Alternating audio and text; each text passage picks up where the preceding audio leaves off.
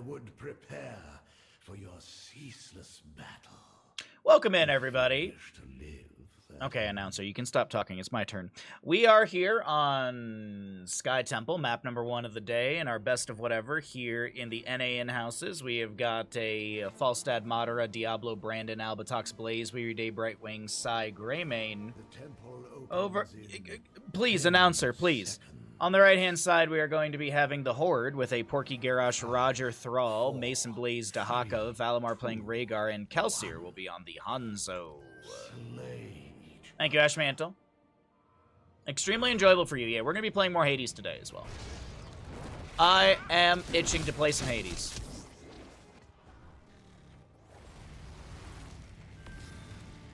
Well, fire stomps out from Diablo here, just poking at the fort front gate. You got 45 hours into the game. Nice.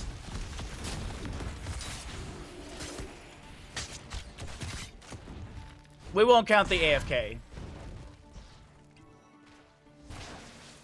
Oh, Stark, you might have missed it. We were talking about, apparently, I was scrolling through Twitter just before we got into this game. Apparently, there is a IRL speedrunning category for baking cookies. And apparently someone has the new record at like 3 minutes and 45 seconds. So we've been making jokes about how could you do this? What are the glitches? I couldn't find any more information outside of just the posts that I keep seeing whenever I Google it. Like, I can't actually see the speedrun category properly. But either way, we are here with our first map, and we've also got level 1s, some talents to discuss here. We've got the auto attack build for Falstad going into the sustained winds, or the frequent flyer, excuse me. As we also have groundbreaker for, no groundbreaker for Garrosh. Looking at the wrong bars here. It's going to be simple geometry for Hanzo. Everything else is actually looking pretty standard across the board. It is going to be that unrivaled strength for the Garrosh, though. No warbreaker for him. Greymane putting some pressure on a Mason Blaze in this top lane as the camp does crash into the top lane fort front gate. Hanzo rotates up, trying to get some pushback value, also clearing out the wave here. No level 4s, no explosive arrow potential.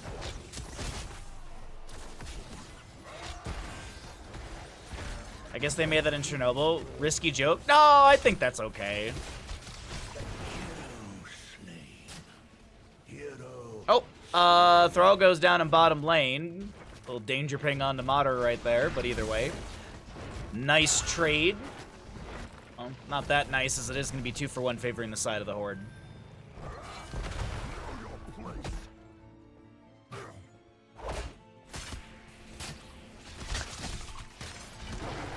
I was thinking the cookies were made on Hawaii and there was just an active volcano that they cooked them on.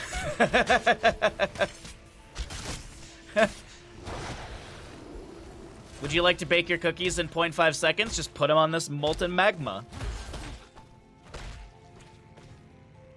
22 stacks currently for our Diablo and his souls right now. Oh man, I need to wake up today. We've got a Dahaka with enhanced agility level 1 stack currently, as well as I mentioned, that Frostwolf pack from Thrall was reduced back to 0 as he did get picked off in bottom lane. Looks like Valimar, Rhaegar in the top is going to hold top temple. We'll see Roger in mid, denied by Brandon. If opposing forces are on the objective phase, it just nullifies or just shuts off. Good jet propulsion from Albatox, locks down Porky, trying to wiggle his way out of this. Kelsier trying to pick up a few stacks on that simple geometry. Good chunk damage onto Porky, but he will not fall. Madara in bottom lane continues to auto attack out, keeping those stacks at level 1 going and trying to soak up against this Dahaka. It looks like these shots in top will mostly go to the Horde. We've got this Thrall in mid who's actually going to be fine. Oh, the gamble's going to close with only 420 on the Alliance. How unfortunate.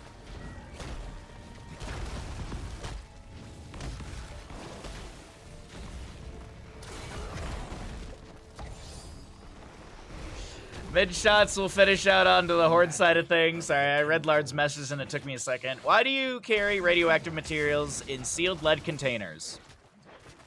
To stop them from falling out. I like that. That was really clever. As Diablo goes in here, Shadow Charge, Overpower. Porky's gonna go down. Another kill over to the Alliance. It's 2 for 2 overall between these two teams, as we will be having 13 stacks for our Falstead currently. Or excuse me, 12 stacks for the Falstead, 16 for the Hanzo. 1 enhanced agility. Thrall is actually a stack away from finishing up Frostwolf Pack. Now, if he misses the skill shot, it resets back to 0, so gotta be cautious and make sure you land that last one almost point blank. Oh, that was great, Lard. That's that's a good one. Okay, siege camps will be traded here from the Horde to the Alliance. Dahaka and mid is being displaced by Diablo. Pops the Essence. A groundbreaker from Porky coming out, but no more than that. Okie dokie, Lard, thank you. Hey, we got odds on the gamble at the last second. Whoever did it, thank you. You're a real hero of the channel. Hammering goes out from Falstad. Secret weapon value applied. Diablo being thrown out of position by Porky as Weary Day activates the Soothing Mist. Falstad takes flight into the top lane. Roger in top. Not sure why we're seeing pings onto him. Maybe it's the call to try and take him down as Dahaka lands an immediate drag onto Falstad when he flies up. The Sundering from Thrall, the isolation from Dahaka. Jet Propulsion from Blaze does not create enough room for Falstad to back away, and a kill in top lane onto Madara. Wonderful Sundering up against the ruins of the fort in top to kind of lock Blaze and Falstad in place. Second objective phase will be coming up, and we've got our heroics across the board at the top of our screen. Warlord's Challenge, Sundering, Isolation, Ancestor Healing, Dragon's Arrow, Gust from Falstad, Lightning Breath Bunker, Blink Heal, and Go for the Throat Greymane as the Dragon Arrow is launched onto Sai. A little bit of damage applied as well, but it does not seem like Greymane's too worried about that. Hey, what's up, Ninja? You're just in time for map number 1 of the day.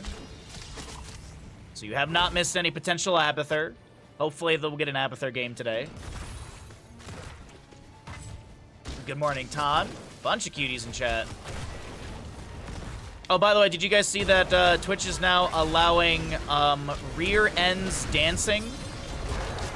Lightning Breath, Ancestor Healing. Porky is going to be doing fine for the time being. The bunker comes down from Blaze as Greymane jumps inside with a little HP. Goes for the throat to try and back away, but it just does not work out, and Roger will fall. Roger will find the kill, sorry, into Greymane. Sai falling. Albatox goes down right there as well on the Blaze, and the Temple phase was still about 50% of his shots left. A little more than that, 2 extra than 50%. 2 kills and a handful of shots over the side of the Horde. But yeah, Twitch is allowed emotes with rear ends dancing. So if we hit our first sub goal that we've been trying to hit for a little bit here for the Mario Kart Yoshi hat, we will add a small sub goal to bring back that emote. Not like there hasn't been dumpies all over Twitch anyways, unless you're a Yep, no, that's true. No. As I said yesterday, I was able to join the Twitch partner Discord, which apparently has existed for a long time, but only certain partners were in there, huh? Twitch, I wonder. We love all our partners equally. You know, oh my god, Twitch is that, you know the meme where there's the girl being held up by the mother, and there's like the boy in like the foreground of the shot, like struggling to swim. Twitch is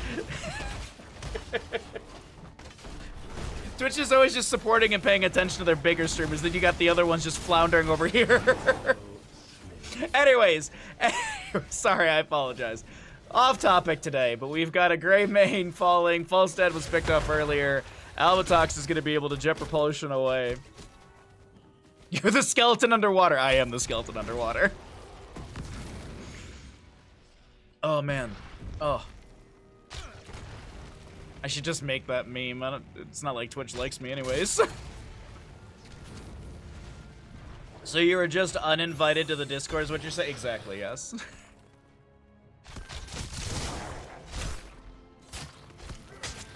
Alright, so Siege Giants grabbed on the left-hand side. It's even talent here. Diablo goes in with a Shadow Charge, and the Lightning Breath is activated, slowing down Porky, who gets a chain heal from Valimar as they back away.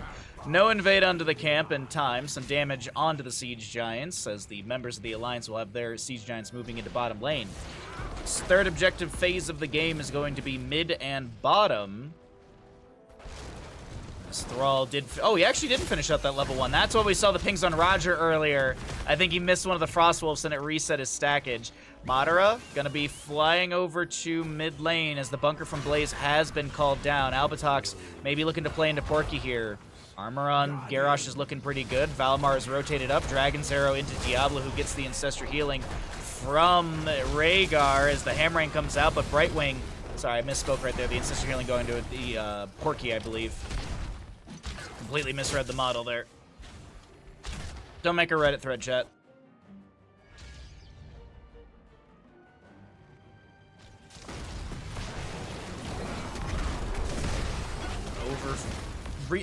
Overpower Shadow Charge into the wall onto Roger, but it does not seem like Diablo Brandon is able to get much value. Hammering's being thrown out by Madara. Return Groundbreaker from Garrosh. Yeah, exactly, Turbo. Exactly, bud. Phase shift from Brightwing. Bolstering some HP here. I think onto Greymane, if I'm not mistaken. Garrosh goes for the Groundbreaker. Lands the toss onto Blaze. He answers back with a Jet Propulsion to the face of Porky. Kelsier landing beautiful scatters into the wall. Or, excuse me, into the face of Blaze. Diablo Lightning Breath is activated. He cancels early because he's so very low. Doesn't want to take that poke damage and potentially go down, as Blaze is low as well. Greymane eats a couple Storm Bows, some scatters off the wall. One finds Albatox, but no kill.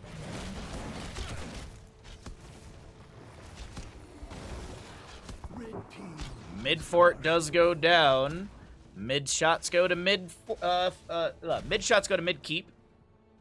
As Dahaka makes his way into bottom. Oh, he's actually going to be looking for the team fight here. Flank coming out. Oh, Dragon Arrow across the map does not connect. Just a little too low in the longitude. Wait. Latitude. Sorry. Longitude is horizontal. Latitude is vertical. Anyways, Falstad's going to push things up in top. Take down that fort. Dahaka finishes out objective phase in bottom. We'll get the vast majority of the keep front gate. Got a bit of a hover here around the boss. 16 talents here. Not grabbed by the side of the Alliance just yet. Actually, no, they're going to float on into it in just a second here. Madara is still pushing things up in top lane. Has some allies just below, so isn't too worried about potentially getting ganked here. Good grab onto the camp. Hold on. Roger scouts out the enemy. Has 0 stacks on that Frostwolf pack. Diablo Soul Shield activated. Looks to step in. Finds the Shadow Charge onto Porky. The answer is the Sundering from Thrall. On the top right, we have Falstad being dragged by Dahaka, and he burrows in with the Tunneling Claws, and Lurker Strain finds the kill onto Falstad. As the bunker's been activated by Blaze, the camp will not be stolen away by the members of the Alliance, as they're going to hemorrhage the Falstad, the Greymane. It looks like there's a toss in to Dahaka. Oh no, Brightwing gets the Blink Heal. I'm sorry, how is there not a Dark Swarm activated? Good slow from the Earth Grasp Totem as the scatter almost takes down Weary Day, 69 HP. Hanzo wants that kill. No piercing arrow at level 16 went into the Giant Slayer. And Weary Day, get down, Mr. President.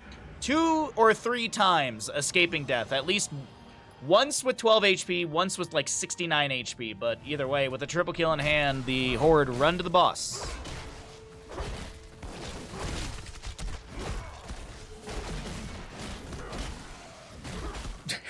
Valimar getting pinged because they kick it around the tornado.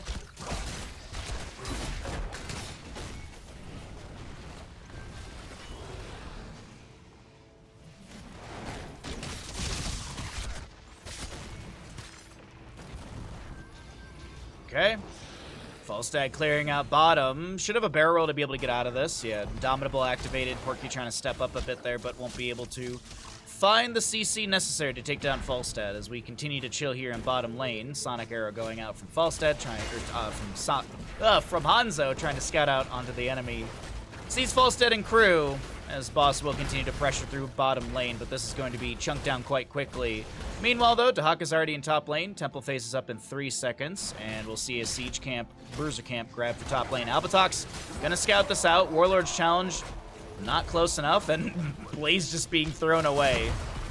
Camp looks like it's going to be leashed and not stolen by the members of the Horde, as they don't have 20s yet. They don't want to give an even talent tier fight, so they'll back off. They'll passively get that 20 talent tier, and they'll get some shots onto this top lane, keep front gate, while Falstad shows in bottom, clearing out the wave. Alright, Titanic Might, Bolt of the Storm, the Wind Rush. It actually has an 80-second cooldown. We have got the Contagion upgrade for Isolation, Ancestor Healing with the Farseer's Blessing, and Bullseye for the Hanzo. Faster animation speed, as well as a 1-second stun if you landed on the hero's head. No, like 100 or so HP. Oh, actually way more than that. 2,110 HP. Oh, there's a Sonic Arrow to deal some damage. Another Storm Bow. Totem goes down, it tanks a couple shots, and yeah, this will be keep going down, but of course the members of the Alliance, they're not going to hearth back and respond. They don't have 20s. They might as well take that opportunity while the enemy is across the entire map to get the fort down here, and this is actually a wonderful call. Passive experience gain, structure experience. Madara able to back away. Dahaka's rush stalking. The Dragon's Arrow finds a lone Brightwing. No! Not like this. That's so unfortunate. Brightwing was minding her own business in the bush. Takes a stray Dragon Arrow. Dahaka brush stalking like right next to. Oh, wow, that was actually a really cool brush stalk, by the way. Totem goes down. A drag attempted. Tunneling Claws to back away as the Sundering from Thrall is also utilized. And it looks like a whiffed attempt in bottom lane is just going to be backed off. 2 minutes on boss. For the bottom, we've got Siege Giant camps up in about 20 seconds each, roughly. Bruiser camps up in 2 minutes on the left and about 10 seconds on the right. So a myriad of camps will be spawning soon. And boss up in a bit more. Garrosh, scouted out by Falstad. Nicely done from Madara with that hammering. Has that extended range from the level 7 secret weapon. Double objective phase. Mid shot shoot mid. Top, of course, shooting into top lane. And it's actually a 1 keep difference. Now, granted, there is a lot of damage on this keep in bottom lane. Not a lot. Decent amount. 30 or so %. But finally, the members of the Alliance will pick up their 20s off of some waves through mid and top. Garrosh scouted out in the bush again. It's going to be Wind Tunnel Falstad, Bolt of the Storm, Hellgate Diablo. It's a 100-second cooldown. Fortified Bunker, Invisible Friends, and this is going to be Tooth and Claw for the Greymane. No blunderbuss.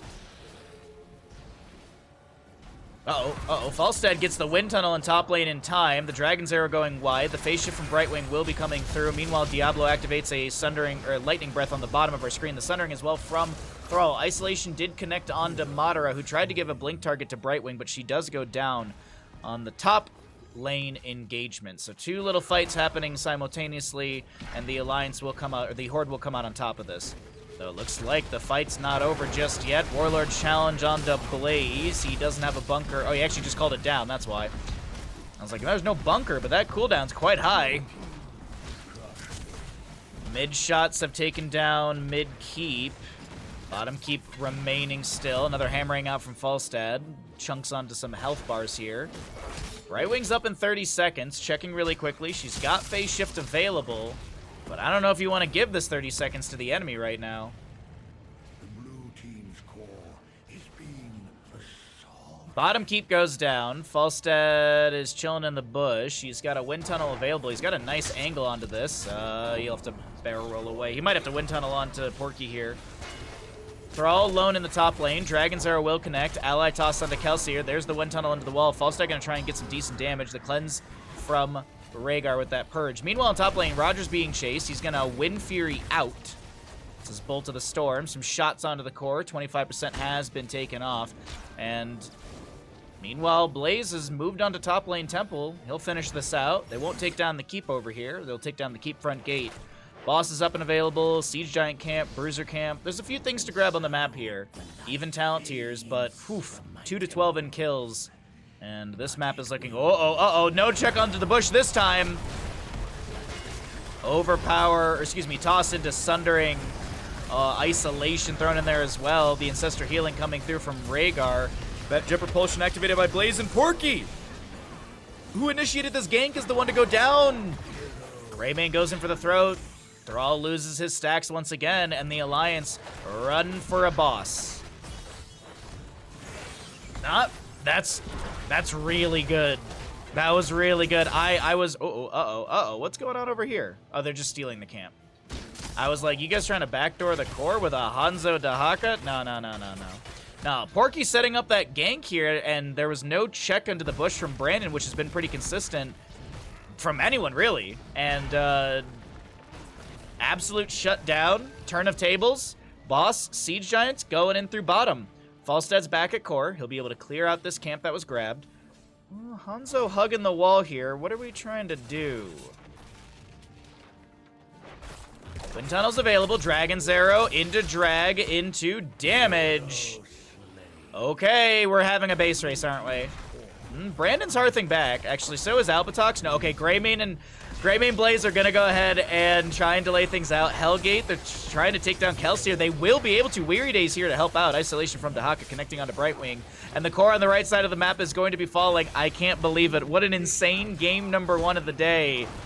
The Alliance just trailing behind constantly, but they find a really good counterplay in that mid lane gank. They take the boss, and they call for core. GG, well played. The Alliance wins.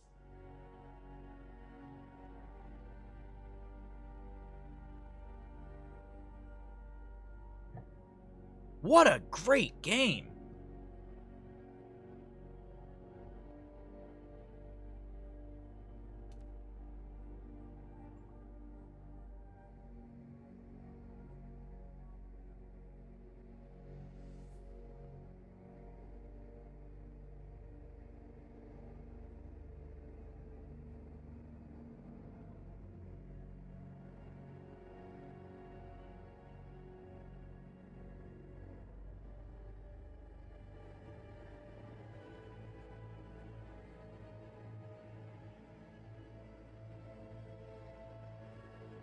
Hey, what's up, Brad? How you doing, bud?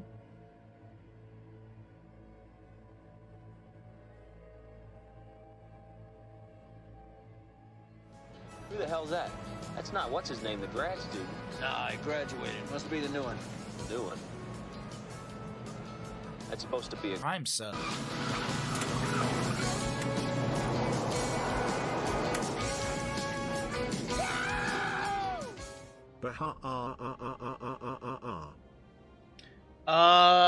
Rob, thank you for the Prime for 20 months. I appreciate that greatly. Pushing us closer to our little sub goal here today. Thank you kindly. I hope you're doing well. How goes your day, dude? Thanks for swinging through the stream. So I'm doing something really quickly in the background, and then we'll get into other stuff. Where is my schedule? And then that logo.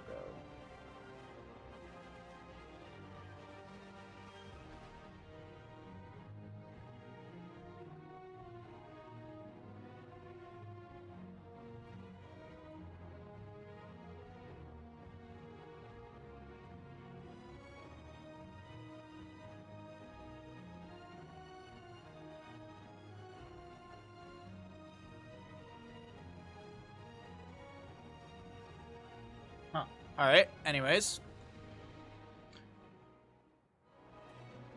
Chilling before D&D tonight? Nice! Lunch break for you. Nice as well. Very, very nice. Thanks for coming by, everybody. Hope you're having a good day. Hope you're having a wonderful afternoon.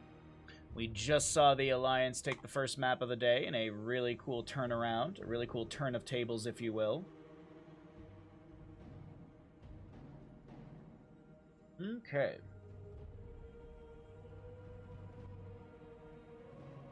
Alright. That's all good. That's all set. Ugh. So is there still going to be a qualifier next weekend? I won't be around. That's like it's like the first weekend I'm taking off this year. The first more than one day off I'll have. I'm actually taking Saturday, Sunday, and of course Monday I'll be off, and then we'll be back on the 28th. Next weekend is the first qualifier. Okay. I wasn't sure if Memorial Day. I wasn't sure if Memorial Day was going to. I didn't even hear about the ARAM tournament. I didn't even hear about an ARAM tournament. Big surprise.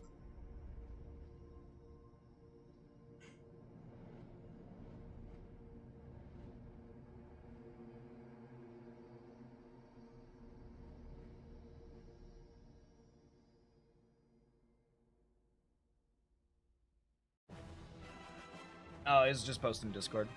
Yeah, I won't be around for Memorial Day because I'm gonna be spending time with friends, and then I'll be around for the following one, which is on the 8th or whatever.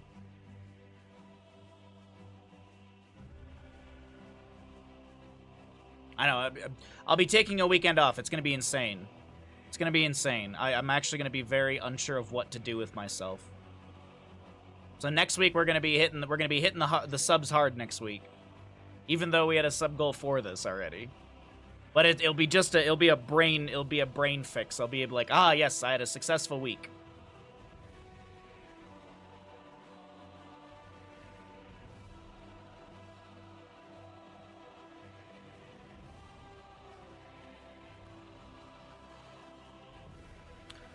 You'll be glad to know my team won Division C East Championship last night. I know you're cheering for us. I was. Hope you have a good weekend. I do too. Should be a good time. Good friends. I just got back from Sweden, where I accidentally went to Malamo during Eurovision. Ooh. That must have been fun. That must have been a blast, though. That must have been absolutely, like, crazy busy. I mean, we literally scheduled a friend weekend up here and didn't realize it's Memorial Day, so it's gonna be hectic up here. Literally, like, I have been talking with everyone, like, trying to plan everything in the sense of, like, food and drinks, so we just don't have to go out, because it gets chaotic up here. It's hectic, but a lot of fun, yeah. Memorial Day is, like, the start of people coming up to Tahoe for the summer. So, yeah. That is that.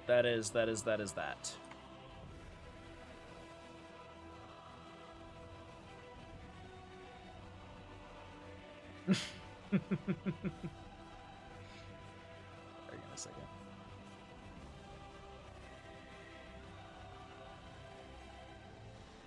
You still gotta watch the Eurovision highlights. I've never been into stuff like that. I remember there was America's Got Idol, never cared for that. My ex was like super big into America's Got Talent, and I remember her and I would watch all the new episodes and stuff, but God, that stuff was so repetitive and boring. If you haven't seen the movie with Will Ferrell, it's hilarious. I've heard of that. A lot of people come for the lake and forest. Oh yeah, Lard. Literally, summer is the bread and butter of Tahoe because it's way cheaper for people to vacation up here. Like if you think about it, like when you for winter, if you like let's say you live in Sacramento. So if you were to come up to Tahoe for a vacation, you got to drive up here and hope that the snow isn't bad, or you have a vehicle that is allowed to go over the pass, because sometimes if you don't have all-wheel drive or snow tires, because it depends on your vehicle and stuff like that, then they won't let you over the pass. They'll literally turn you around.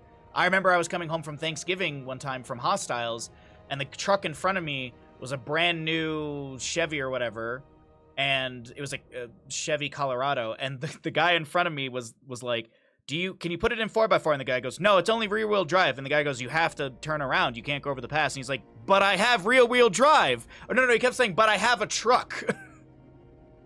So there's that. Then you have lodging up here. So in the winter, you pay the probably winter premium. Whenever there's, bigger snowstorms, they'll raise the price. Then you got to buy lift tickets. If you don't have gear, then you got to rent gear. And then when you're on the mountain, you gotta buy food, or you have to go to Safeway and buy stuff and then make lunches and take it up on the mountain with you. And then it adds up. Whereas in the summer, you come up here, you rent a cabin on the lake, and you're done. That's it. All you're doing is food and cabin. America's Got Talent got old. Yeah. There was some cool stuff in America's Got Talent. The magic stuff was always really cool. I personally love magic. But yeah. But it's also like there's a lot of people with boats, and they literally come up here and they will go boating for a day and then they'll leave. So there's people that are literally day trip up here. They'll come up here super early in the day, put their boat in the water, and then they'll leave their trailer on a road where it's illegal to leave their trailer. But the city price, the ticket is like $75 or something like that. So people will just take the ticket and be like, whatever, I'll leave my trailer on this road. Because the reason you're not supposed to do it, it's for parking, basically. You're taking up so much extra room with trailers. But people will just be like, whatever, I'll pay the $7,500 whatever dollar fee. It's not that egregious. So they're just like, all right, cool. All right, let's go ahead and get into Battlefield of Eternity, everybody. Map number 2 in our best of whatever. Let's get into it. A cabin in the woods, you say? A cabin in the woods, indeed.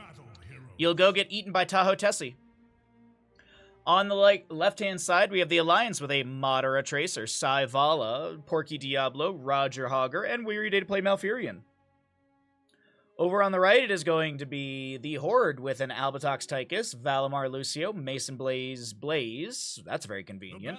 Kelsier on your Lunara, and Brandon will be the Johanna. Twitch Gamble is up and available if you believe in one of these two teams. Got 4K on the Alliance out the gate. Are there things to do in Tahoe like touristy stuff? Oh yeah, we literally have the South Shore downtown. It borders Nevada, so there's 5 casinos, 5 big casinos. There's some small ones as well, like Dots or Lucky Beaver.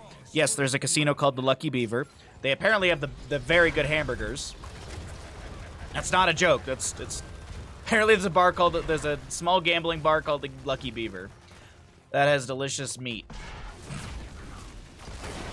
But there's like a bunch of shops and stuff like that. There's a sandwich shop that has a speakeasy backdoor that unless someone tells you, then you don't know about it. There's like shows, there's like a magic show like every single night in the Heavenly Village. There's the cinema down there. There's, in the Heavenly Village as well, there's like there's a place where you can go rent helicopter rides and other stuff as well. We have a tiny little airstrip up here where they do helicopter rides and small little planes, but the small planes are typically like privately owned or people taking lessons. I gambled it all. If I lose, I unfollow. If I win, I gift sub. Wait, you're gonna unfollow the channel? Why? That's extreme. Why not? If you lose, you gift a sub. If you win, you gift a sub. I like that. I find that a lot better, personally.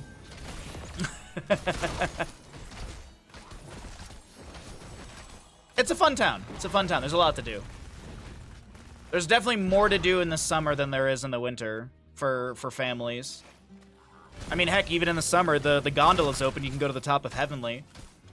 You can pay $100 to go to the top of Heavenly. Ride the gondola.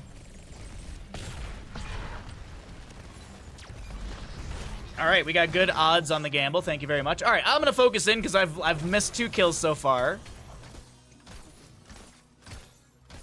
Lucio going down. Impaler Camp pushing in through bottom. Tahoe and Jackson Hole are on your list. Jackson Hole's on my list as well. For I want to go there snowboarding one day. Some really amazing backcountry from my understanding. If you ever plan a trip to Tahoe, let me know. I've got tons of advice for both South and North Shore. I can't tell you much about East and West though.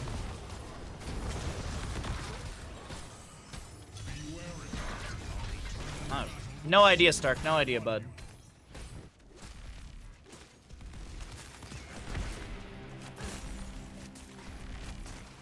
Alrighty. All I'll say is this. Planning a trip to Tahoe in the summer is a lot easier than it is in the winter. Basically, avoid major holidays and avoid the month of June. Month of June up here is just misery. Shadow Charge on to Albatox here. The Tychus is going to dash away. The Root from Malfurion was thrown on the ground, but it doesn't seem like it's going to lock anyone in place for too long.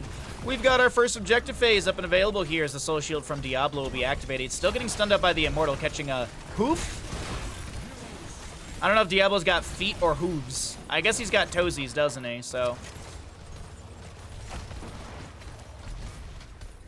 Brandon Harthing out on the right-hand side. Blaze to soak out bottom. Lunar working on the objective. She does have Nature's Culling level 4 for the extra damage to anything that isn't a hero. I must find another way.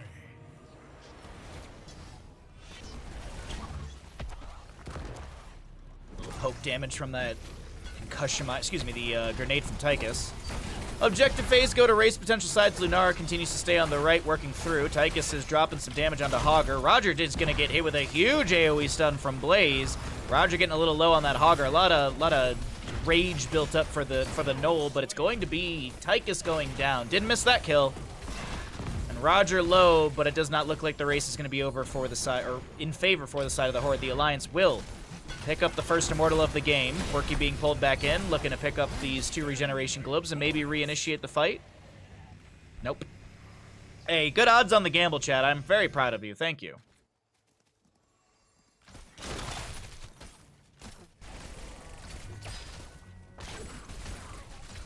To me, mortals, I march for Hell's Gates.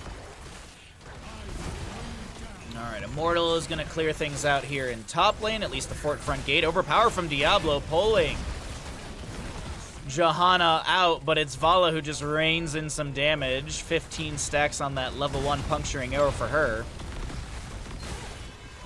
As the Horde take of... Ooh, whoa, Kelsier. Pulse Bomb, parting gift as well. Nicely done. Tychus is going to be rooted, but is he booted? He dashes away near the Immortal, has to double back really quickly. Condemned from Brandon trying to slow things down. And Lucio amps it up with that reverse amp level 7. All right, well, a very effective first Immortal phase. They don't take down the fort, but they get the gate and 50% of the fort. Not too bad. 94 souls for the Diablo currently. We've got Subdue picked up at level 4 for Johanna. No sub done. Oh, nano machine coding. Obviously, we're going to get Grill and Kill later on, right? Wait, Grill and Kill's 13, isn't it? What's the meme? Oh my god, he actually has it. Mason Blaze actually has it. I really hope he actually takes it. I was just going to meme around, but the fact that he has it favorited is just... Oh, does it count what I have? Oh, that's unfortunate. If it's just looking at if it just remembers what I have. I don't have Holy Fury favorited at 13, I don't think. Let's see, Lunara. Like, I usually have multiple talents favorited. Yeah, this is... Like, the Vala's got a bunch of talents that are favored. I think it's actually the player. Mason Blaze drop. Well, we'll find out in 3 levels, realistically. Bunker comes down from Blaze.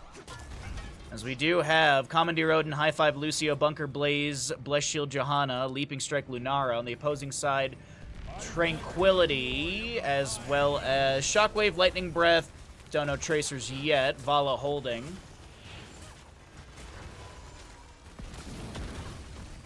Because I know you're a connoisseur of flawless talents, yes. Rain of Vengeance for the Vala right now. And Tracer, 2% more. Looks like Sticky Bomb.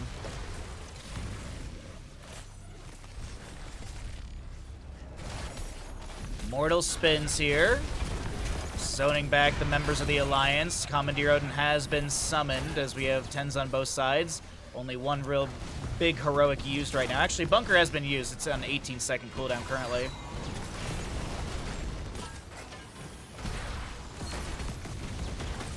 Diablo, Porky goes back in. Leaping Strike from Lunara. 360 Lightning Breath from Diablo. Cooks up Albatox. And the Alliance start chasing onto the Horde here, 4-4 in kills, but this Immortal phase is looking good to the side of the Alliance once again.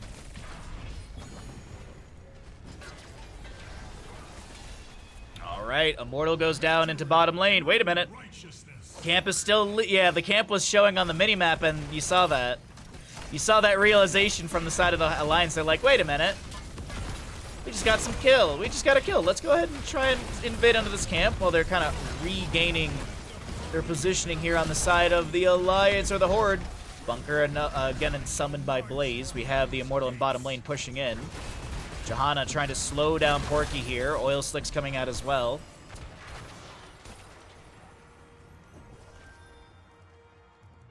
This isn't looking good. Yeah, that's true. Map number 1 didn't look good for the Alliance. And they managed to turn that around with a late game play, so who knows? Maybe the Horde managed to find a kill into Porky here, reset souls, and that could be the snowball, the avalanche, the... nothing. Oh wait, Blood Shield, Brandon comes in with the snipe. A smack to the face as Albatox will take that sticky bomb, getting the high five from Lucio. Unbothered by the slow. The Tranquility is not enough, and Tracer goes down. So Diablo Souls reset, Tracer goes down, Immortal takes down bottom 4, Blaze saves the top. And just like that, the Alliance, or the Horde start pulling back in this game. Maybe start pulling ahead, actually. I need Mason Blaze to take Grill and Kill at 13 for the memory of it. Why would you want Collision Course that gives you an extra 400-ish damage on your Jet Propulsion? Pfft, no. Grill and Kill. Igniting Oil Slicks and having enemies stand in it, and then getting really good self-healing off of it. It actually, I mean, there is some utility for Grill and Kill. There can be arguments made for it, but it's hard to pass up Collision Course. It is insane self-healing. Like I took it once as a meme, and then I was having that realization of the self-healing potential, and I'm like, whoa, actually this is kind of wild if you were to need to main tank as a Blaze and also had the ability to stand in your flames. Oh no, Collision Course. Yeah, how would you pass up another 458 damage? We immortals shall return before long, heroes. The Blessed Shield from the Johanna. No, it's off cooldown if she wants to use it. It does go out towards the end of that fight. Brandon getting the kill once again. 7-4 in kills, and the Horde are making a case for this to be their Mortal coming up next.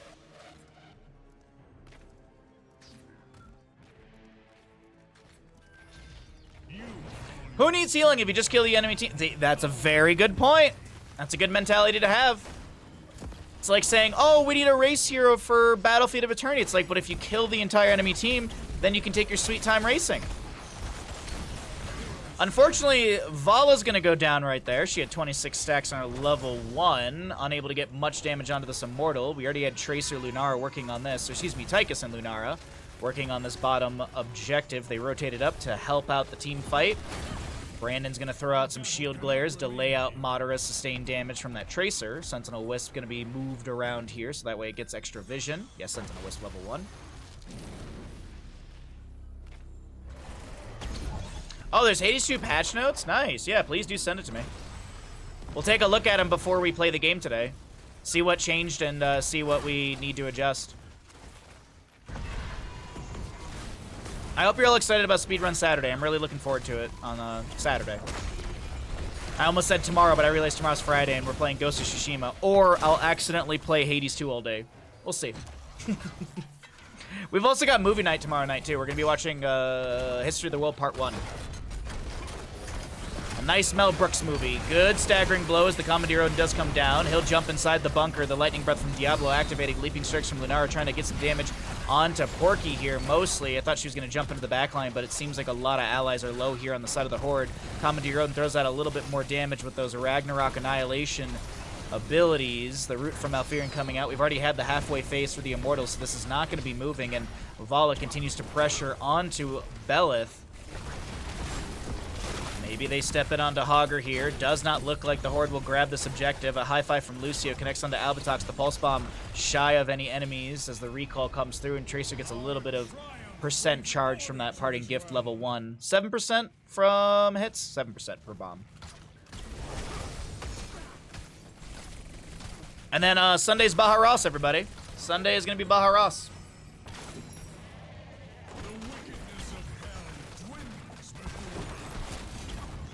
Top fort does go down. The Immortal fairly healthy here, dealing probably around 1,500 damage.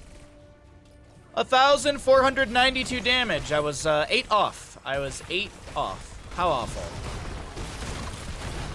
Shield Glare from the Johanna's. High five from Lucio allows her to back away. Iron Skin, I think, did activate after the little bit of CC. Might have been shifted in right there. More Fire Stomps out from Diablo. Does have that Soul to Flame and Fire Stomp build. Tranquility from Malfurion activated. We have a Shockwave from Hogger. Brandon taking the brunt of that CC and will be rooted by Malfurion and booted by Hogger's staggering blow. Jet Propulsion away from the enemy. Madara jumping in here with Tracer, trying to get some decent damage.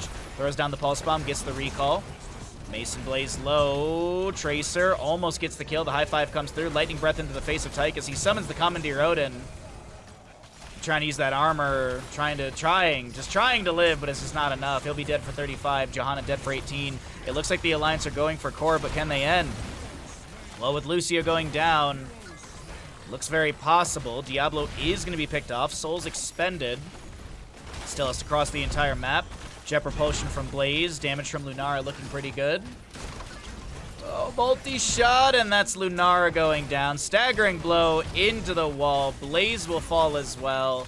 And it looks like a lone Johanna tries to defend, but the Alliance will take another map today in our best of whatever here in the NA in-houses. GG. Well played. Last, thank you for the gifted sub to Stefan. Hello, I like money. GG's. The Alliance take another map here today. What's up, Cav? Good to see you. Way to go, dude! Right! Yes! Yes! I think I got confused. Oh well. Stark from the so last sets up the table. Stark is gonna suplex off the top rope with a 5. Holy crap! Thank you very much, Last, for the tier 1 gifted sub. Thank you, Stark, for 5 tier 1 gifted subs. And that is going to be our sub goal hit of the day. Yay! We'll wear the Yoshi hat next Mario Kart. Let's pay out the people, because this is a big bet. Want to make sure I do the right payout here. There we go. The Alliance did win.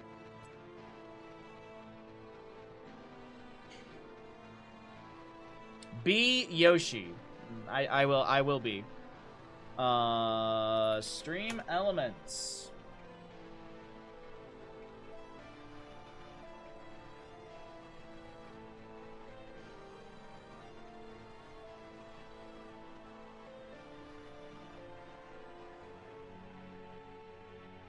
I just love a good wang slanging.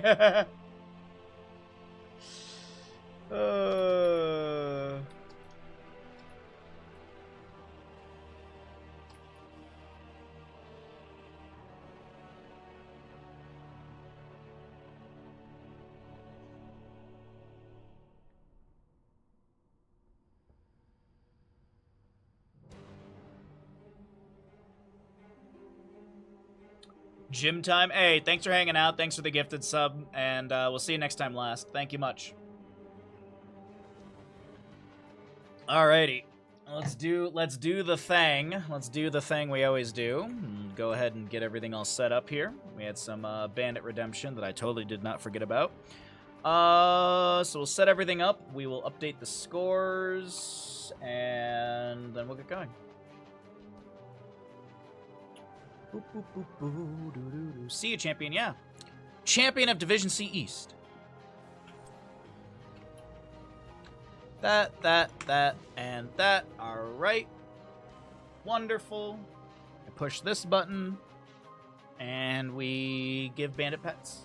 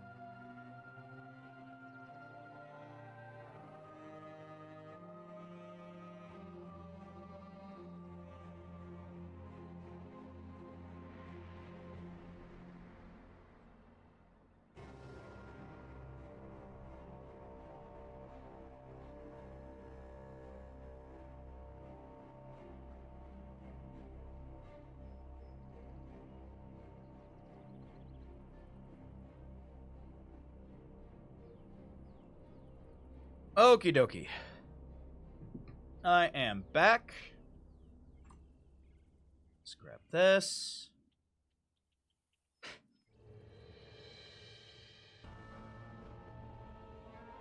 Sorry.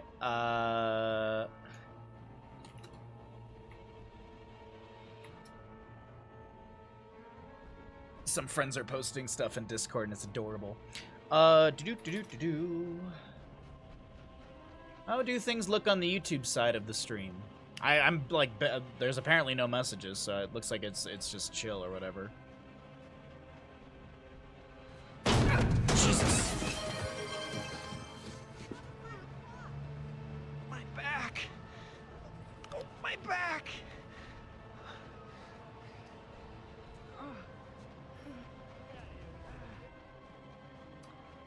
Uh-huh. All right. Thank you very much for that, Cav. Much appreciated. Thank you.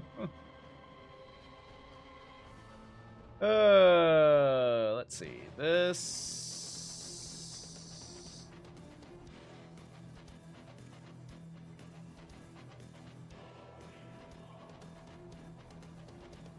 Okay, cool. Okay, cool. All right. Hey, what's up, Skullfeet? Good to see you, bud. We are multi-streaming to YouTube. I don't know if there's really any benefit to multi-streaming to YouTube, but we'll give it a shot for a while and see if it makes any difference. I honestly don't think it will, but it's if it doesn't screw up the stream or anything like that, and maybe we can grow the YouTube a bit faster. Sure. I mean, there is no downside. Not really. The only downside is that I had to change up how my OBS is all structured and stuff. Because before I had, like, chat and a bunch of things just all baked into OBS, but using the restream changes some of the things, so. I like the Twitch chat box better, and it gave me, like, a chat box mixed with YouTube and Twitch. And I just have the YouTube chat over here, which is completely empty, so whatever. No big deal. There isn't really a downside, but it's like, I don't know. If it doesn't do anything, like, what's the point?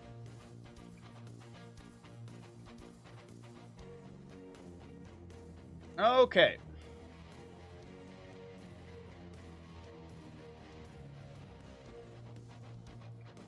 What did Zombie Grub post? What is the YouTube channel?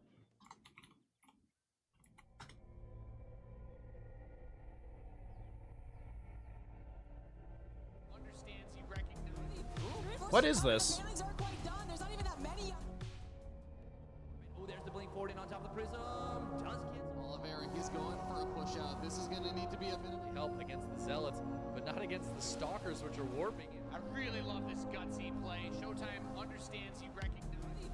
Forces are coming. The Banelings aren't quite done. There's not even that many. Oh, there's the blink forward And on top of the prism. I don't know what this is about, Zombie Grub. I'm interested, though. This is going to need to be a bit of Help against the Zealots. but not StarCraft against the 3 Stalkers, confirmed! which are warping. If you stream it, they will come or something like that? Yeah, well. What does anyone know how to change the options so I don't see the pillar when I press spacebar in game? If you go into your hotkeys and let's see. Advanced, maybe? Let's see. Hero management. So if you were to go, hold on a second. So if you go into hotkeys, advanced, hero management, and then you can remove, there you go. That would remove it. If you just literally unbind it, then spacebar will never do the spotlight, if that's what you're trying to get, Johnny. Otherwise, I don't understand the question. But I think that's it. I think that's what you're looking for, right? Yeah, so once again, just really quickly, options, hotkeys, advanced, hero management, spotlight. Would it still center your hero? Holding down this key creates a spotlight over your hero. I think getting rid of it, it still centers the hero, but it gets rid of the pillar. but without the damn spotlight. There you go. You're welcome. Now, on that note, I would like your Prime Gaming, please. I have fixed your problems in a matter of seconds. I would like your Prime Gaming, please. Nom nom. Pay up.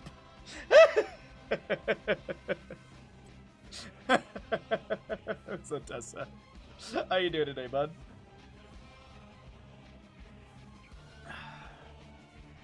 You never knew that existed? Which? The holding down spacebar or the hotkey? Let's go!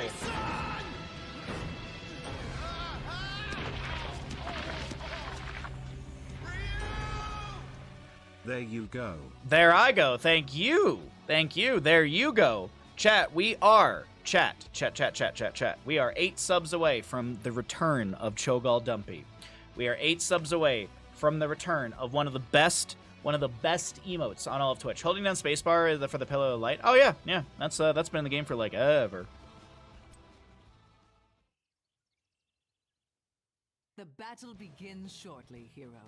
Alrighty, everybody, we're here into Garden of Terror. Right? Yes, Garden of Terror. Let's go ahead, and I'm trying to get a Twitch prediction going for all of you, and I apparently we didn't cast Garden of Terror yesterday. Which team wins? G for Garden of Terror, the Alliance or the Horde? Let's get the introductions going here as the predictions up and available for all of you lovelies at home. Thank you again, Johnny. I really do appreciate that. I was kind of joking around, but I appreciate you coming through with the tier 1 for 4 months. Madara Hanzo for the Alliance, Hebi, Brightwing, Porky Diablo, Roger, Greymane, and Intori Dahaka. Right side of the map is going to be the Horde, as we have got a Brandon Diablo, Kelsier Tychus, Valimar Whitemane, Psy, Junkrat, and Mason Blaze to play the Blaze. Oh, I didn't check and see if favorited talents carry over from my side into games. I don't think they do, but there's a possibility. I mean, it's Here's the Storm. Who knows with this game sometimes. Whoa! Well, there you go. First blood goes over to the side of the Alliance, or the Horde, sorry. Brain did the backwards thing.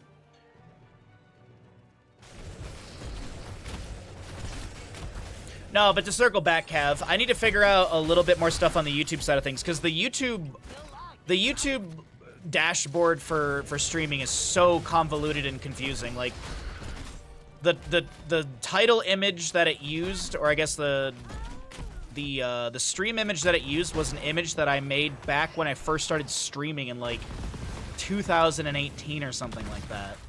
It had Gamers of the Storm, which was a very, very, very, very old Here's the Storm community. I'm talking, that community existed like right around the time of NGS starting, and when Heroes Chair League collapsed. Get it? Chair League collapsed. I'll be here all day, chat. I'll be here all day. I don't gotta go to the grocery store. I don't gotta pick anything up. We'll have a nice chunky stream for all of you wonderful humans today.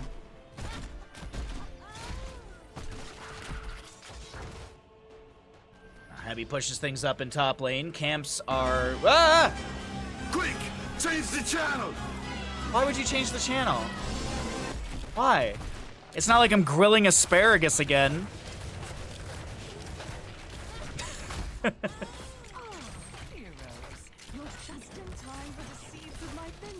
Any chance to flame Cav's asparagus? God, they cook so much asparagus, man. Is there a drag onto Mason Blaze from Nintori? Oh, Roger gets the phase shift from Brightwing. Total Mayhem almost taking down Roger, able to roll away.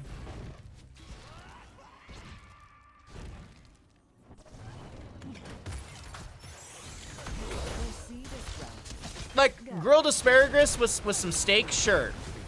But 2 nights in a row? Nah, get that out of here.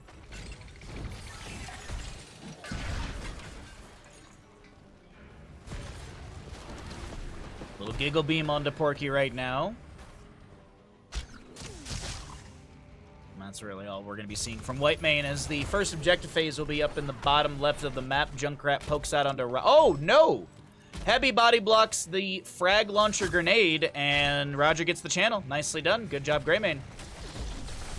When Greymane lunged into bottom lane with like 10% HP, I didn't see the phase shift lines from Brightwing. I was like, Are you suicidal, Greymane? Like, come on. You got much to live for.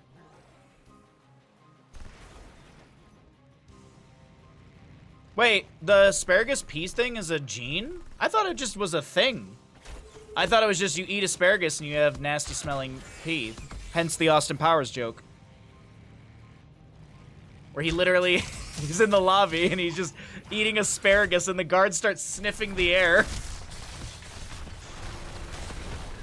Madara gets the agility over the wall. Porky, though, I think will be taken down. No! Another phase shift from Brightwing coming through. And it will be no kill for the Horde here. It's currently 1-for-1. We got a decent gamble. The prediction's about to close for anyone that wants to predict. Yes, Cyrus.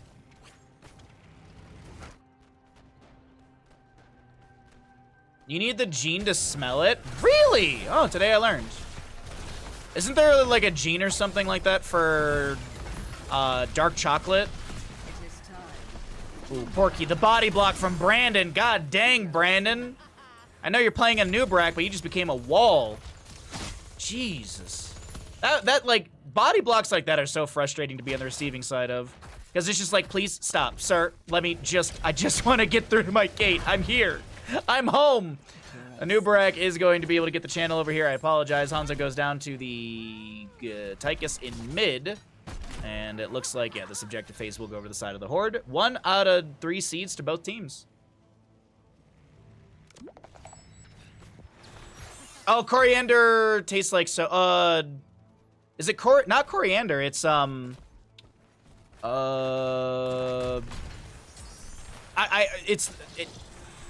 is it? I don't think it's coriander. I thought it was something else, but I have that. Cilantro. Yes, cilantro. The other C. Like, I remember I went to a place and they put a bunch of cilantro on top of a quesadilla, and I was like, God, this tastes like soap. It's awful. And the girl I was dating was like, what? She was so confused by that. She's like, how do you taste soap? But yeah, cilantro tastes like soap to me. I hate it. Level 10 is here on the left-hand side. Dragon Arrow from Hanzo. Into a drag from Dahaka. Whitemane is going to go down as Hanzo, natural agility, trying to chase down Kelsier. Lands a scatter. Unfortunately, no extra damage to be applied. Meanwhile, though, this camp is pushed into bottom lane by Madara, putting pressure on a Mason Blaze.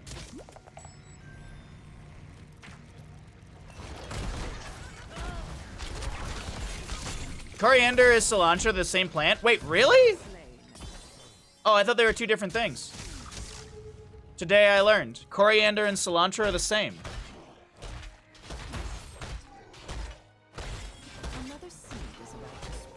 Huh. Weird. Diablo gets the overpower on a Mason Blaze, the Fire Stomp through, but it looks like the flames will not be bothering Blaze much. Sonic Arrow gets the delay on the Mason Blaze. Brandon is anchoring to make sure that no one jumps over the wall and takes down Mason Blaze while he hearts. Cilantro is the leaves from the coriander plant, according to Wikipedia. All right, there we go. Today I learned. I had thought they were 2 separate things. Thanks for teaching me, chat. Now, please subscribe. Valimar is going to try and get away, but the Dragon Arrow from Madara locks them in place for a moment. The Scarlet Aegis will be activated. Diablo comes in with the Shadow Charge to close the distance. Tower shots onto Porky, but the scatter from Madara is too good. We have a Cocoon onto Brightwing, Riptire from Junkrat. Apocalypse from Diablo is activated, but I think Porky is dead. Heavy. Madara jumps over for a Blink Heal target. Soothing Mist activated. Blaze doesn't land the Jet Propulsion. Concussion Mine allows Sai on the Junkrat to back away. The Isolation going out. I think it connected onto 1. Maybe not. I think maybe whoever with the target was jumped inside the bunker as the animation was coming through. At least that's kind of what it seemed like. Diablo's back. He Shadow Charges onto Kelsier, who will not be taken down. It's Dahaka to be picked off. Concussion Mine pushes Diablo back. Nubrak's able to burrow charge away, and that's the end of the engagement. 4-6 in kills, favoring the side of the Horde, as it's 2 out of 3 for our seeds. Death timer, 11 seconds on Dahaka. Checking if you are one. Oh, wait, mid lane fight. Sorry. Dahaka's got 26 seconds. I know it shows Brightwing, but that's just how Heroes works. So he won't have Brush Talk off cooldown, but this is going to be Diablo going down just as a Dahaka is going to respawn. So I think this is going to be 1 out of 3 seeds, or 2 out of 3 seeds to both sides.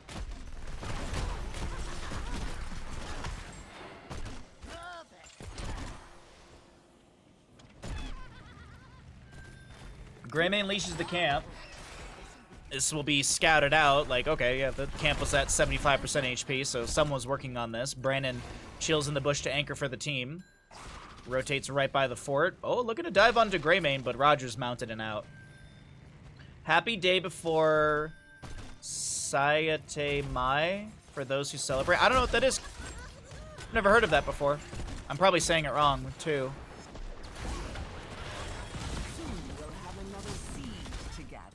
Since you can't be here tomorrow. We have to look that up and see what that is. I've never heard of it before. Camp in the bottom right will be 2v2'd. Bunker is coming, summoned by Blaze. Speaking of things being summoned, Commandeer Odin, Dragon's Arrow from across the map. Literally, Konzo is in top lane as he chucked that into this bottom lane engagement, but this camp still goes over to the side of the Horde. No invade success from Nintori or Heavy. That seed is ready for gathering. I suggest you do it now.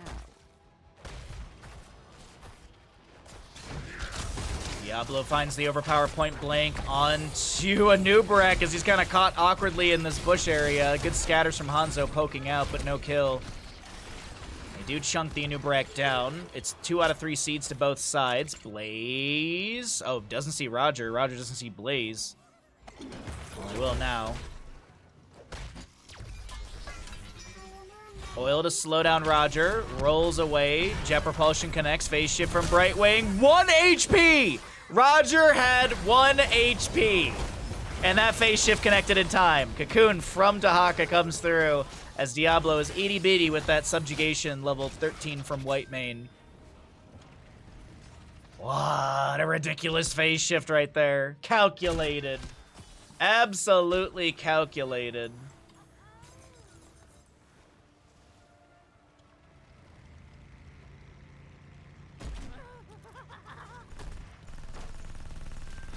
Well, Dahaka goes into top. He'll just start pushing things up over here. Should have Brush Talk off a cooldown, I assume. Porky gets a flank heal from Brightwing in time. Okay. I believe Dahaka has full essence, as he does have tissue regeneration at level 1.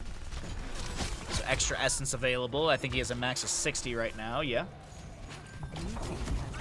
Top fort has gone down. Concussion Mine's thrown out by Junkrat. Another steel trap thrown into the mix of this. Porky gets the shadow charge. A whole heckload of healing over time on the Diablo as here comes a Riptire. Heavy able to blink away towards a minion. Soothing Mist to try and allow Mater to back ray. The Twin Flames from Mason Blaze are just not enough to take down Brightwing and Hanzo. 50 HP on Heavy, but it looks like Diablo should go down here. Greymane using Razor Swipes to back away, unable to take down a Nubarak, but it seems like the Horde have taken this objective phase. Essence pop by Dahaka, Brandon uninterrupted. Galean Cocktail doesn't get that splash and actually wasn't even thrown towards a Nubarak. Overgrowth plant in the bottom lane. Scatters coming out from Hanzo. There's a Cocoon onto our Greymane who's trying to get out of this alive. Curse Bullet. Roger's fine for the time being. Concussion Mine. Nice burrow from Nintori to deny the displacement from that. Meanwhile, the Overgrowth plants lock down these towers. There's a Dragon Arrow from Hanzo thrown into a few enemies, I think, just on this low side of the engagement. Mater gets the natural agility over the wall and is able to tap the well. Heavy gonna Hearth out for full mana. As mid fort does go down, bottom fort will fall as well. Blaze gonna push up top. This could be a triple fort phase for the Horde. And it's looking promising since the Alliance are still clearing out the mid lane. Still have Dahaka in bottom. Yeah, that Garden Terror is going to guarantee that. Concussion Mine thrown on the ground. Heavy getting low here. Heavy is able to blink over to Roger, but Brandon's still chasing in. The Steel Trap says hello to the face of Brightwing and chomps her down in place. Diablo will be picked off. No souls for him to respawn, 94 out of 100. Nintori gonna get hit with a burrow charge. There's a Jet Propulsion to the face from Blaze. And now Mater once again over the sidewall, able to disengage. But the Garden Terror in top lane, still pushing, still has that Overgrowth plant. And Looks like this will be more pressure applied by the members of the Horde as Anubarak lands the cocoon. Overgrowth Plant has a duration. Looks like that's going to expire soon. Big flank arrow from Hanzo. Can they manage to take down the enemy? Roger's the one to be taken out here. It's a lone Hanzo. Granted, Diablo and Brightwing are up in a few seconds. Madara. Uh-oh, there's a Riptide to try and chase him down. Ooh, good. Good clear with the Stormbow right there. Top keep has been taken out, and that's a win condition set by the Horde. See if they can take this map number 3 of the day.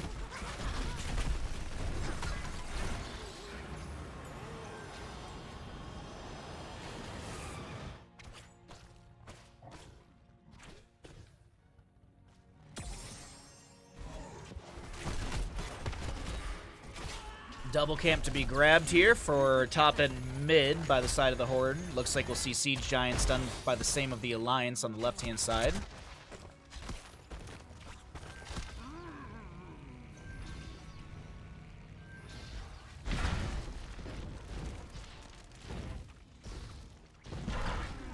All right.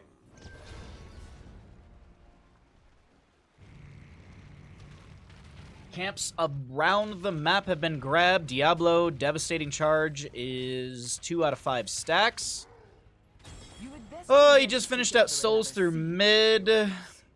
We'll see the Thermal Protection for Blaze. Subjugation Shared Punishment combo. Level 20 is a level away for the side of the Horde. Decent wave in top lane that Entori will manage. Looks like there's one camp to be contested right now. Dahaka should have Brush Talk available if he wants to engage in this. Might just stay in top just to close that experience gap. No, he's actually going to Brush Talk in. Diablo health bar is going to be chunked. Cocoon may have saved right there. Feel like Cocoon kind of saved Diablo. It stopped all that big burst coming through. He's going to reinitiate onto Blaze. Isolation onto Mason Blaze as well. Dragon's Arrow will confirm a stun onto Junkrat. I think that also stop him from using Riptire. But either way, Hanzo's the one to go down, and the Horde pick up another camp.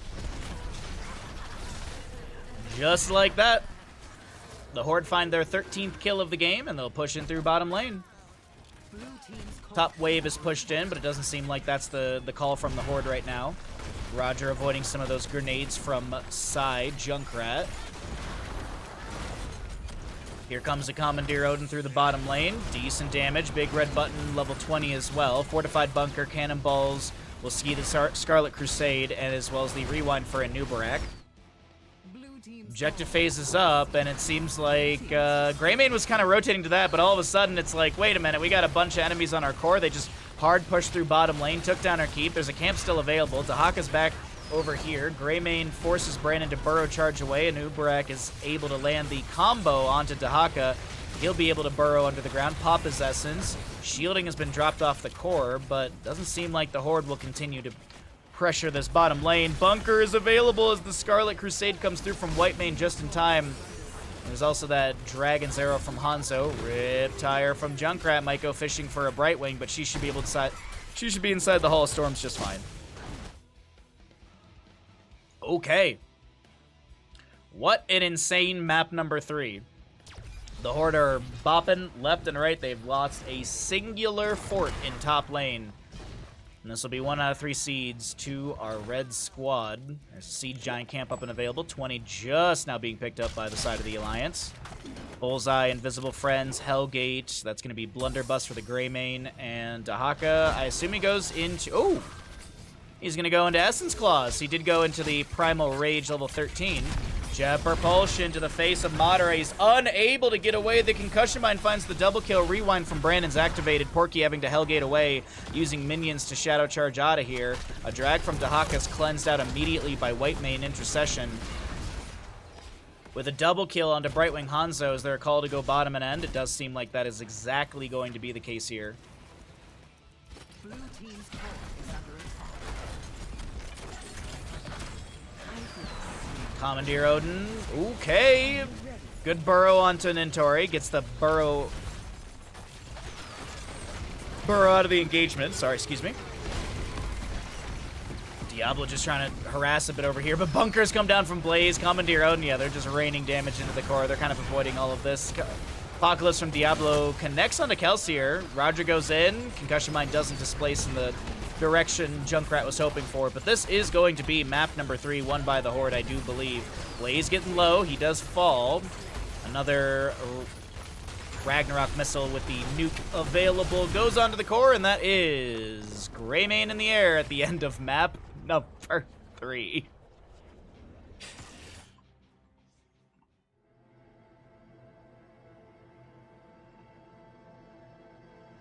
Oops.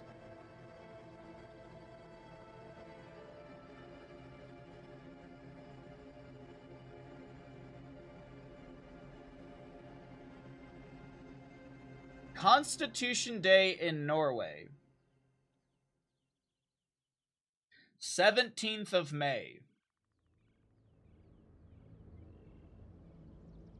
The Constitution of Norway was signed at Eidsvoll on 17th of May, 1814. The Constitution declared Norway to be an independent kingdom in the attempt to avoid being ceded to Sweden after Denmark-Norway devastating defeat in the Neapolitan War. I'm assuming Napoleon Wars. This established a union between Sweden and Norway. So Celebration Day began spontaneously among students and others in the from early on. However, Norway was at that time in a personal union with Sweden following the convention of Moss, excuse me. Thinking of Kael'thas talents out here.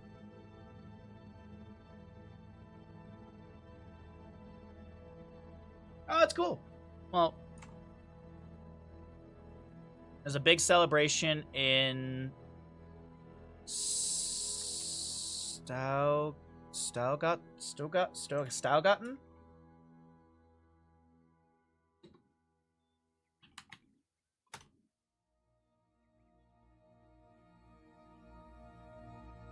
Stoughton. Stoughton? Really? Stoughton. Huh. Yeah, I was kind of reading it like I don't know how I was reading it. I was trying my best.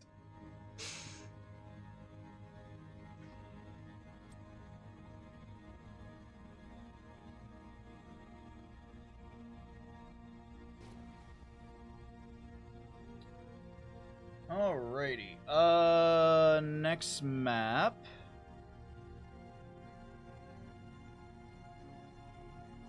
Oh, why is that still going? There we go. That was weird. Alrighty. Okay. Let's get all that set. I think I need to push that button, and we will go grab a cup of tea. I'll be right back.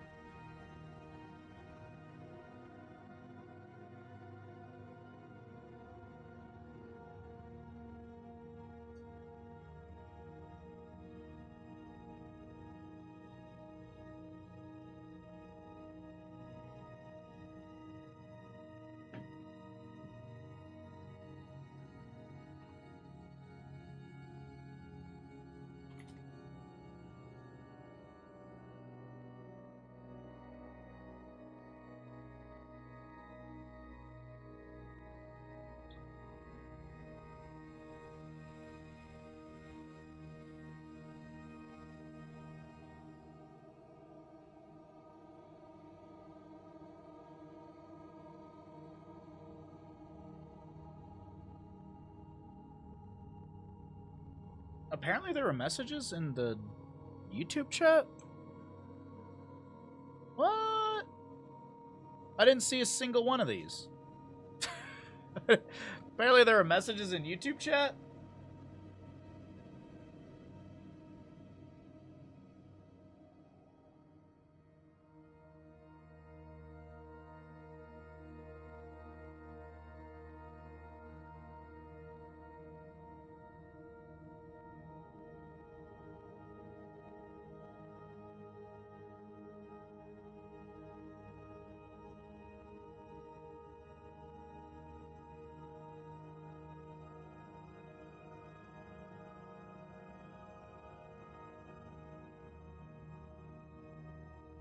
Interesting.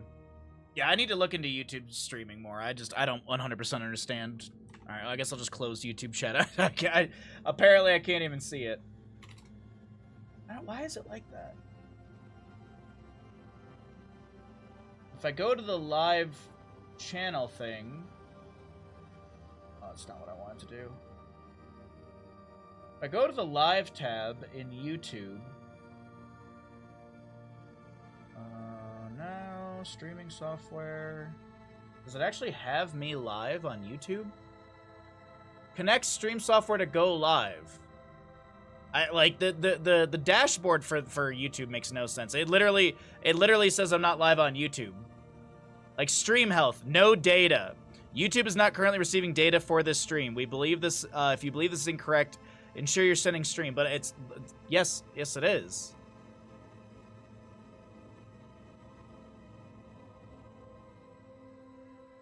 I don't understand. I like the YouTube dashboard is so convoluted and confusing to me. I don't get it. Whatever. All right, here we go. More games. Prepare yourself for battle, heroes.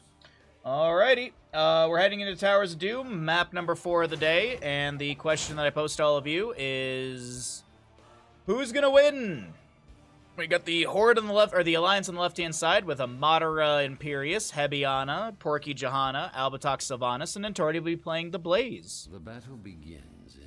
Over on the right, it is going to be the members of... 5, the Horde. 4, 3, 2... Got a Mason Blaze Urel, Kelsier Hanzo, Roger Chromie, Weary Day Brightwing, and Brandon Diablo.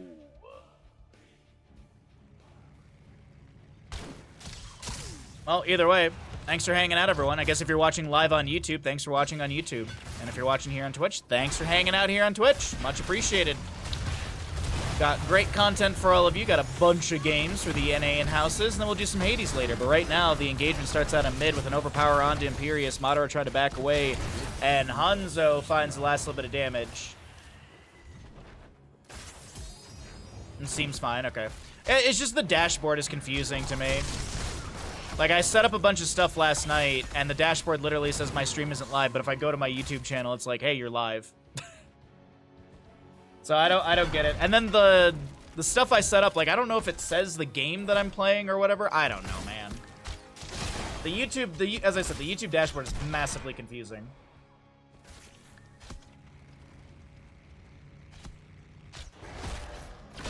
Ana being the target of a shadow charge. Nice scatter off the wall. Hebi getting low, and Hebi will be able to back away. Sonic Arrow almost took down the Ana right there. I think it was like 90-something HP was the lowest I saw Hebi go. But either way, we are getting into our double soak duties from Urel and Blaze. Both teams are going to be moving over for these two camps. Brandon was scouted out in the rotationist corridor, and he just gets body blocked. But of course, he's got a shadow charge, pushes the enemy away, and is able to just maneuver his way out of this. Sapper Camp in bottom on the right was grabbed. Sapper Camp on the left is going to be leashed for a moment.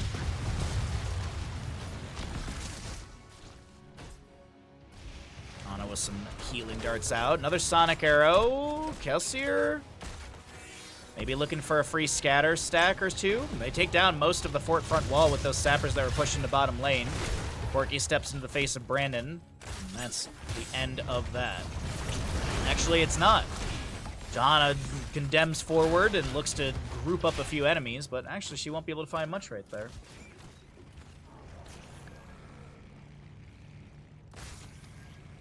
By the way, we have a new sub goal for the return of Cho'Gall Dumpy.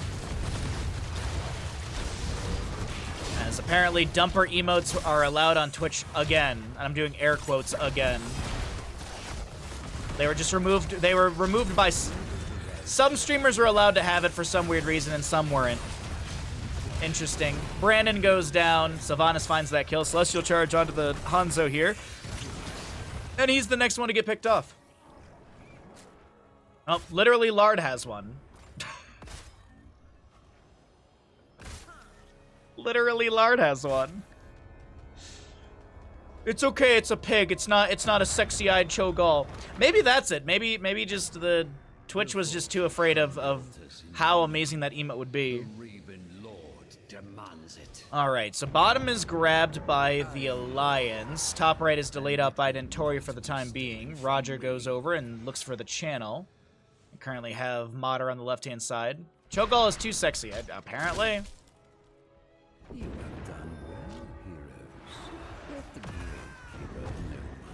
I made someone at Twitch feel something. If anything, I should get a commendation, shouldn't I?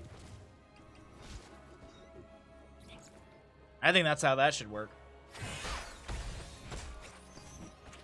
Stupid sexy Cho'Gall. Polymorph onto Porky right now. Iron Skin activated as he steps right back into the face of Hanzo, but he won't be able to do much other than land a punish. Madara and Dentori finish out the camp for top lane. We've got Mason Blaze still soaking up a bit of mid. He actually lets the wave go and goes to top fast. There was a scout onto that camp in top lane from the Chromie Time Walker's Pursuit, but she and friends will not be able to rotate onto that. They were busy getting this camp on the right-hand side. Slow onto Porky from that Time Troubles level 4, or the Chronic Condition, sorry, level 4. Celestial Charge onto Roger. A polymorphal answer into Madara, trying to work his way through the slowing sand. Diablo Shadow Charge onto Madara starts out another fight. A couple autos here and there. Return Celestial Charge into the Lord of Terror as a haunting wave from the Banshee Queen comes through, and Sylvanas is going to run down Chromie currently. Good scatter off the wall, and Albatox will yield the last shots needed, or the last stacks needed for Hanzo as we have our next objective phase up and available. Center of the map, singular objective, and 10 Talentiers will be coming on through in just a moment. That laugh means the boss is up. We're 5 minutes into the game, or into the map. More scatters off the wall. Wave clears easy with those explosive arrows. Currently have our Time Walk's Pursuit scouting out into the bush ahead of time. Roger sets up that slow time trap. Or buff. 30% buff to allies, 30% debuff to enemies. Soul Shield activated, and Imperius caught out in the bush. There was a Biter Grenade from Heavy, but that's not going to dissuade Brandon. Actually, looks like Porky gets the channel. Kelsier was unable to get the delay in time with that Sonic Arrow, because I do see the bullseye, or at least the Sonic Arrow vision around the Johanna. But Imperius, he'll be dead for the next 5 seconds. Probably an invade under this camp with Yrel rotating in as well.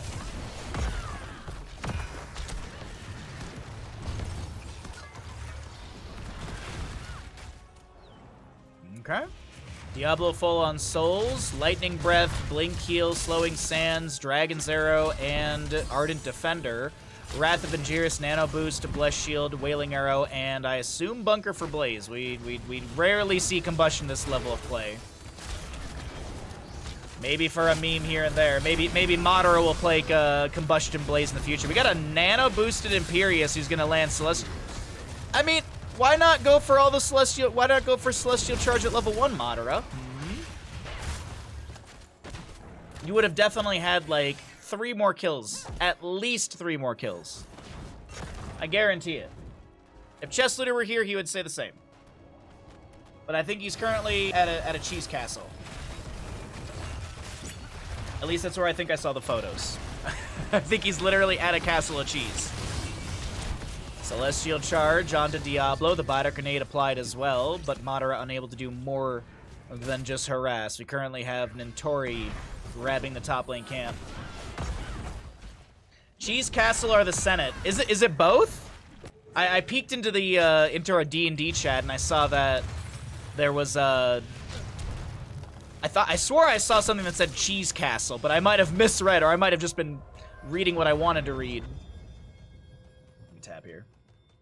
The altars have risen. No, it's Mars Cheese Castle. Yeah, I did read it right. It was a cheese castle. Slowing sand underneath Porky, who activates Iron Skin, runs right back into the face of the enemy. There's a Celestial Charge from Madara. Wrath of Angiris with the Nano Boost onto Imperius. Madara getting polymorphed and Brandon getting low. That will be Diablo going down. Celestial Charge again. Trying to chase down Yrel, but she gets the Divine Steed. Insta-mount and out.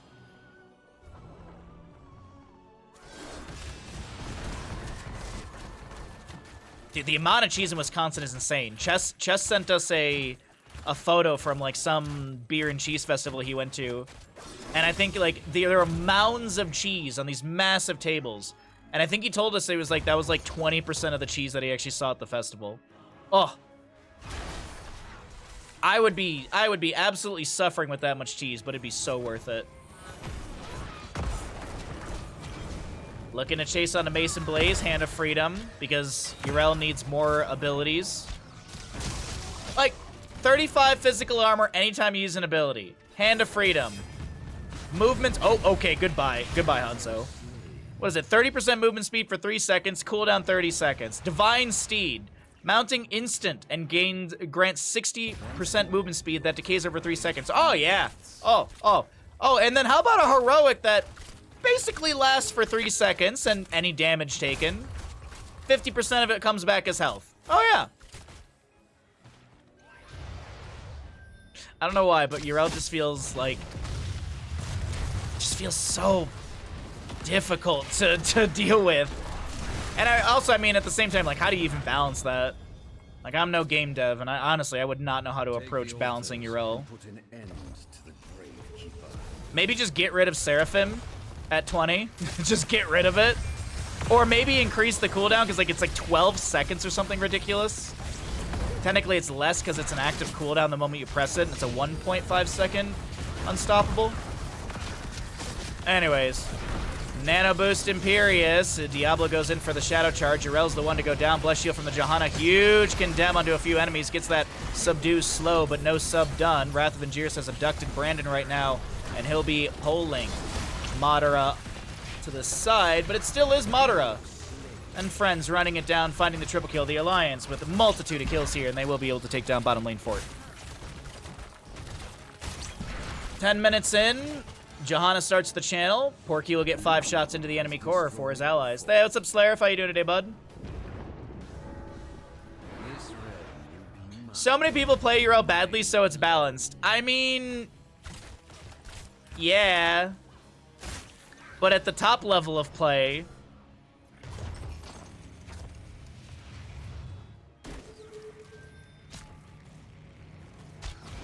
Madara, why avoid the best level 1 for Imperius stab build, but you take every other stab talent? Why do you do this? Do you really need the 2.5%?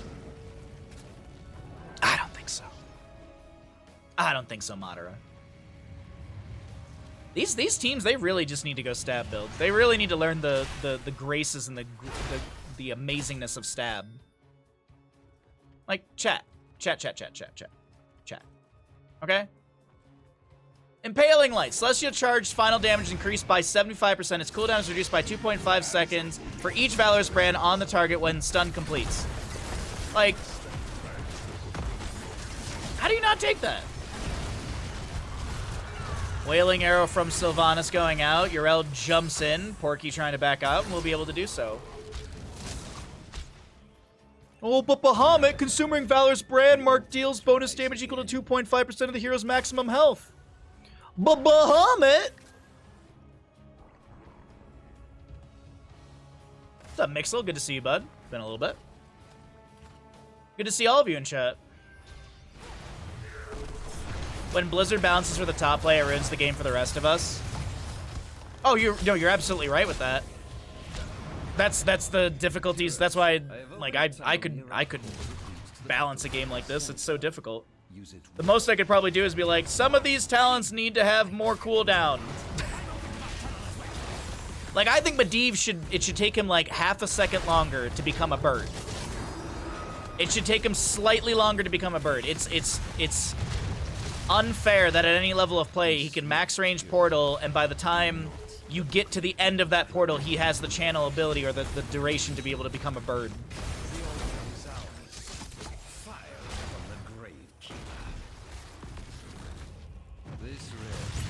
But Bahamut percent-based damage goes burr. Okay, but if you can stab more times and you deal more damage for those stabs,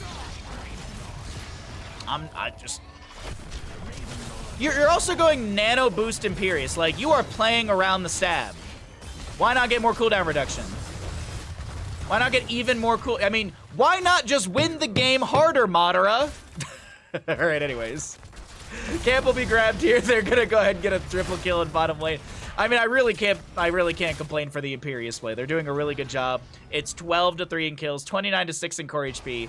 My memory aside, Madara is doing very, very good with this. It's just, I think so many people are just like, oh, burn the Imperious, the only level 1 talent to take.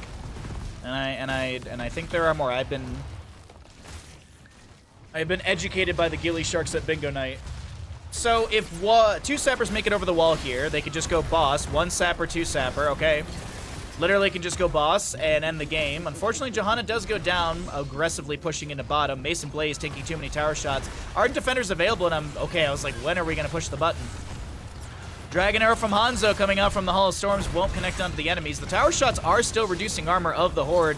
Brandon trying to make a play, but Imperious just popping off right now. N.A. arrow. Yeah, because every EU arrow hits. Yeah, sure. The time is now. N.A. bad. I don't know how to make any joke, but N.A. bad. Oh, okay, Hanzo's dead. Hero slain. Enough of this charade. Bring down the Gravekeeper's core. No, almost no one plays Medivh these days. I would disagree with that statement.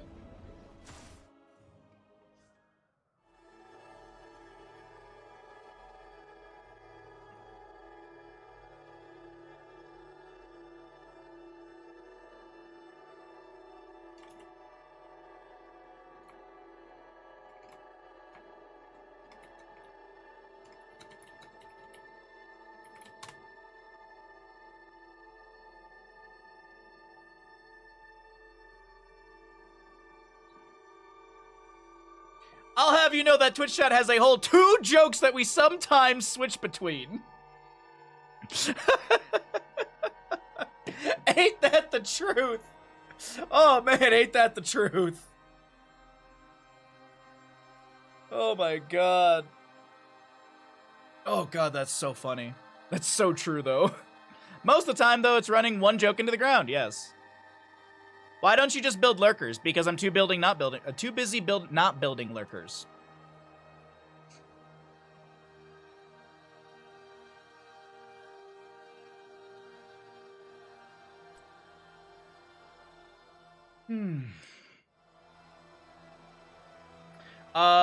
The Alliance had an insanely dominant game there. Let's pay out the people. Let's update the score. How's everybody doing on the YouTube side of things? I guess I could just open up the YouTube stream over here, right? I guess I could just open it up over here. I don't think the YouTube chat is like popping off or anything like that. I think it's pretty chill. Appreciate everyone that's hanging out over there. Pop out chat. Okay. Settings. Super low quality. Okay. All right. Hey, YouTube. How you doing?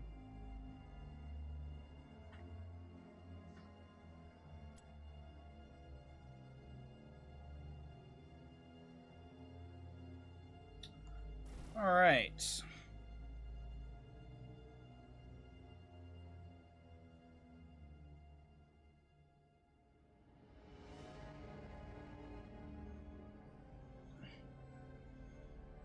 Oh my god, we actually had people responding in YouTube chat. That's insane!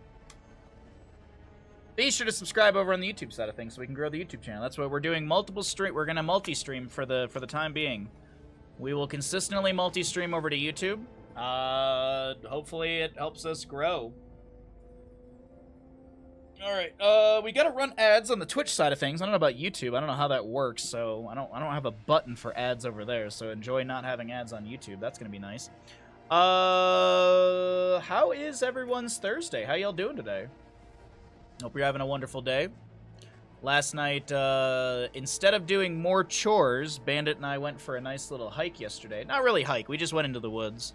We just went for a walk into the woods. Nice coat. It was really nice yesterday.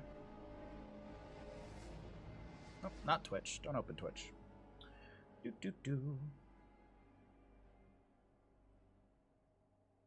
I'm supposed to go into the office today, but I'm not really feeling it. If you don't go today, can you just go next week? Might swing by the office, badge in, and leave. Oh, is it like, do you just have to like fulfill literally getting into the office?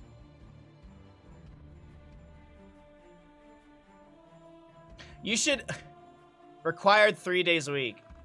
You should go into the office. You go to the office, sit down, do like 10 minutes of work, and then leave. And if someone catches you, be like, "Oh no, I forgot something at home." No point in going there and back.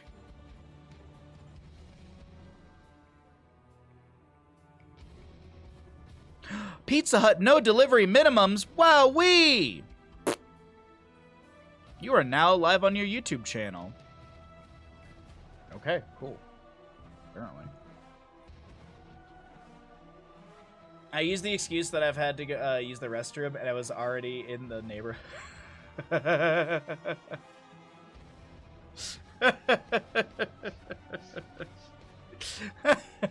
That's funny.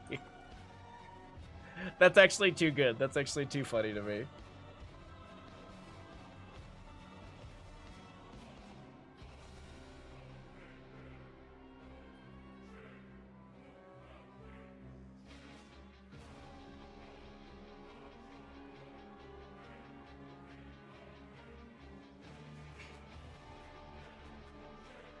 I mean, I will, yeah, office bathrooms nice and clean. Actually clean. The only issue is just, you know, there was when I worked in architecture, there was a bathroom for like, there's like a lobby bathroom for the office space we rented out in this office building. So there was no bathroom in our office, so we, you know, you'd have to go out there to go to the bathroom. I think there was a key as well, and we had multiple keys. And it was always so awkward to be in the bathroom, and then you see the, like, you're doing your duties, and you just see the shoes of the owner of the company walk by and go into the stall next to you, and then you just sit there silently. It's just so awkward. I don't know. Maybe that's just my own personal anxieties, but just I hated that. I absolutely hated that. Also, American bathrooms, you can quite literally see through the slit. You know what? If we want to say NA bad, EU good, EU has nailed how to make a restroom actually feel like a private restroom, you know? When I was in Germany, like, it's like you go into the stall and it is floor-to-ceiling enclosure. You're in a pooping coffin. You gotta be noisy to assert dominance? No. I have access to my company's backend data to see if people are getting credit for being in the office. That's kind of wild to me.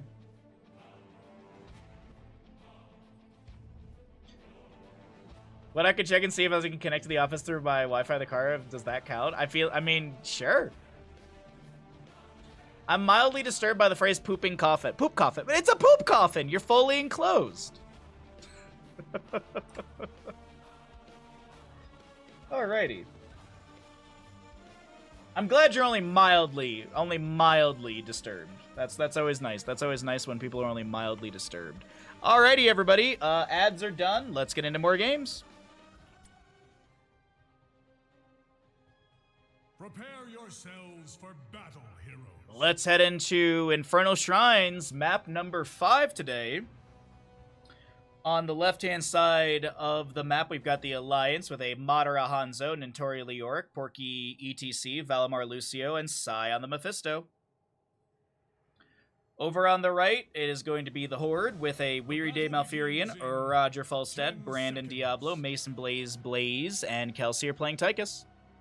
5, 4, 3, 2, 1. The actual perk of climbing the corporate ladder, the fancier business, the more clean the fancy bathrooms are. That's true.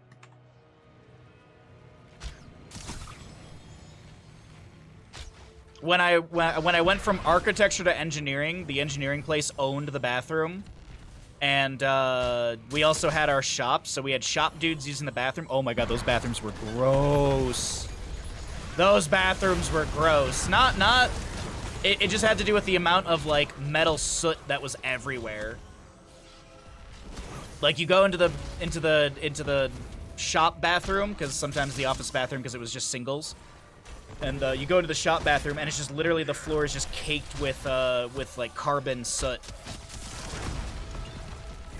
The Plant 1 bathroom was way nicer because that was aluminum and stainless steel, so a lot cleaner. But that's just how it also is with that material.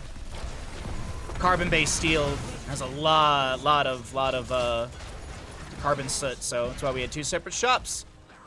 ETC will not go down. We got a first double kill over the side of the Horde. Oh, I forgot to start the prediction. Twitch predictions up and available, everybody. Twitch predictions. Sorry about that. There you go. You got to see the first kill. You get a little bit later prediction as well.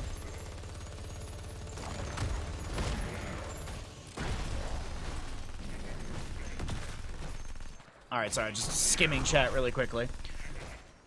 Alrighty. Well, 2 kills early on, a little extra experience. A camp goes over to both sides here in Infernal Shrines. Let's go ahead and remind you all that the gamble is going on Twitch side of things. There you go.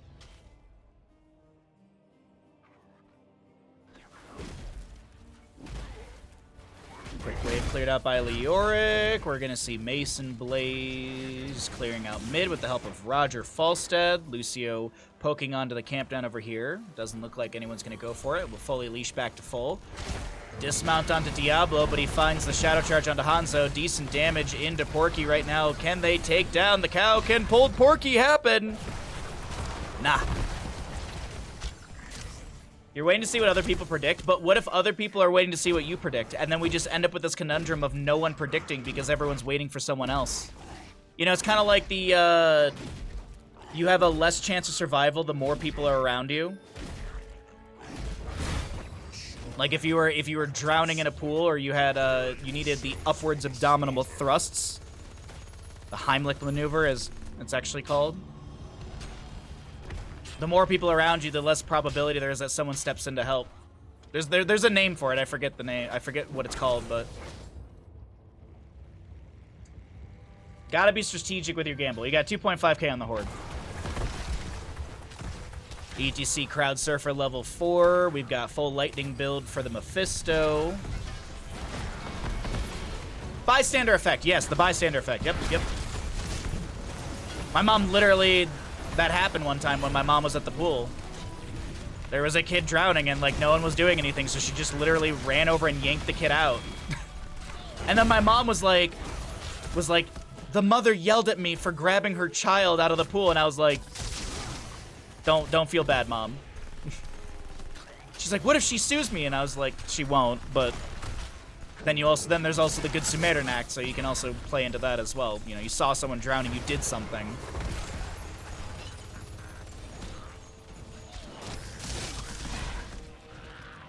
I just throw points out there to get people started. I'm not even paying attention to who wins due to work. Gellis, you're the best. Thank you, bud.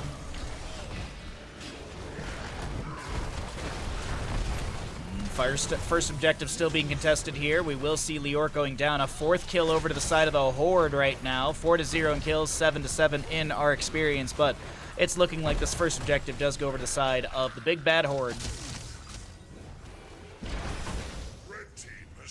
Appreciate it much, bud. Thank you.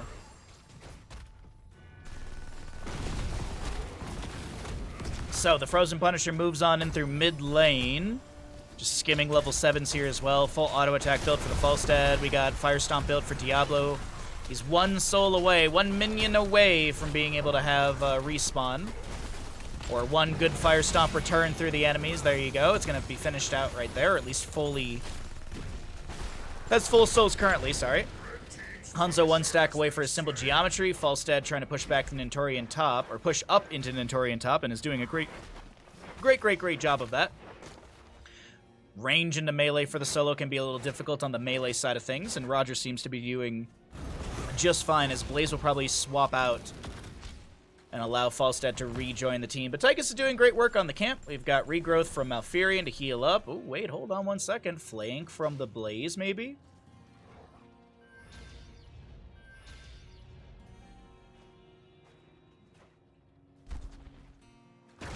What's up, Halamansi? How you doing today, bud? Simple geometry finished out by the Hanzo. We got a lot of damage onto Kelsier. A little regrowth activated as well. Diablo comes in with the Shadow Charge. Nice damage onto onto Porky, as 10 Talentiers here on the right-hand side first from those early game kills. We'll see Tranquility.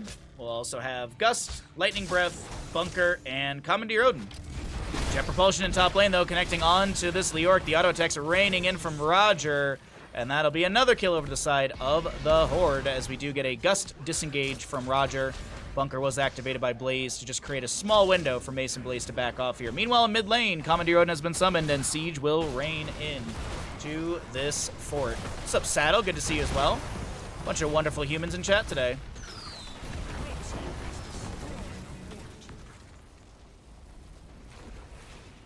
We're also streaming on YouTube side of things now. We're doing dual streams, so if YouTube is your jam, be sure to support over there as well. Trying to grow all the channels. Because as Cav said, if you stream it, they'll come. Which, in essence, means that every time I stream, I'll get a bigger audience, right? It's exponential growth. So by tomorrow, I should have like 6,000 viewers on average, right? Something like that. That'd actually be wild. Rotation towards the top lane, maybe to try and gank onto Falstad or Mason Blaze. And it seems like, yeah, there was some sort of read had by a few of these members, and Falstad barrel rolls away. Blaze able to back off just fine as well. On the opposing side for Heroics, we will be seeing that Dragon's Arrow, Entomb, Mosh Pit for ETC, as well as the High Five Lucio and Endurance of Hate for our Mephisto. ETC did go into Crowd Surfer, level 4, so it's going to be able to move through that terrain. Always appreciate Nightbot with the spam in chat.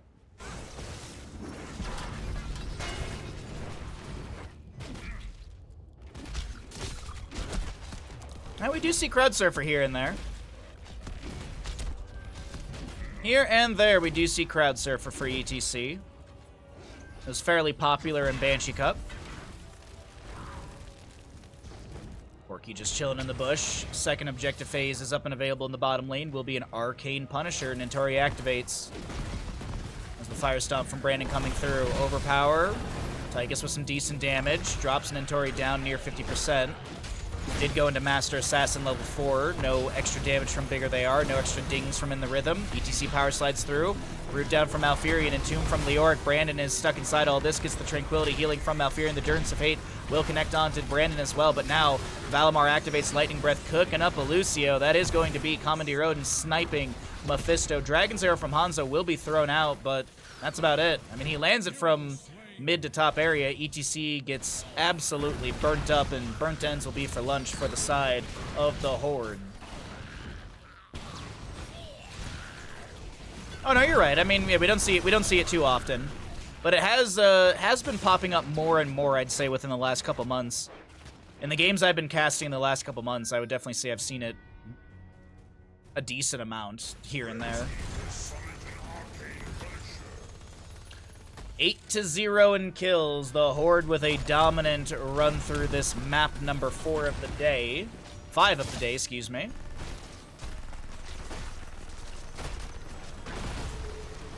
Sonic Arrow to get vision. Mason Blaze scouted out. Slows Porky down with that oil slick. Diablo comes in with the Shadow Charge. ETC face melts back the enemy. A root from Malfurion was attempted, but no lockdown. Meanwhile, Leoric clears out the camp in mid. Falstad's working up things in top lane. He's got a minion wave to still take down this fort. It's so very low. One more auto. There you go. Punisher's pushed up onto the keep front gate, but the members of the Horde back away, and they will be looking for this mid lane Impaler camp. Grab that. Looks like another camp to be grabbed towards the bottom by Mason Blaze. A 2-level difference in the kills we've had from the kills we've had and the structures that have been felled. All forts are down on the side of the Alliance, and they got to make some monumental plays here up against Brandon and friends to try and turn this map around.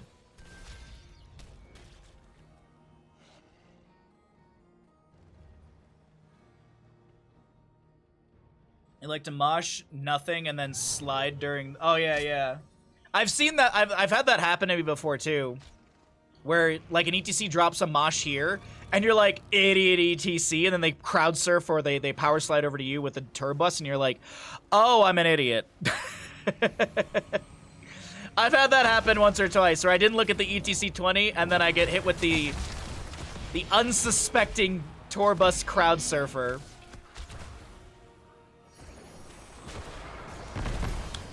So bottom campus pushed onto the keep front gate. Commandeer Odin has been summoned. Next Punisher be Mortar in the top lane. Falstad with a hammering out, getting some damage onto the gate here. Mephisto jumps in as well with some poke damage, but it's not going to be enough to really dissuade Roger and friends. Kelsey are still auto-attacking. Range of Commandeer Odin does outrange structures here by a decent amount. A little hammering into the bush just to check. Now the Jabate bus, yeah.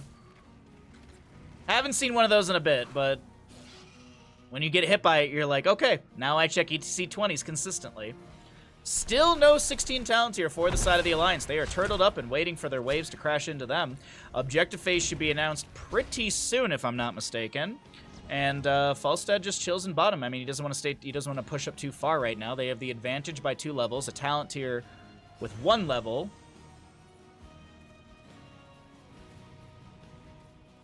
Notice Falstad going A most games wasn't Q build the meta. Yeah.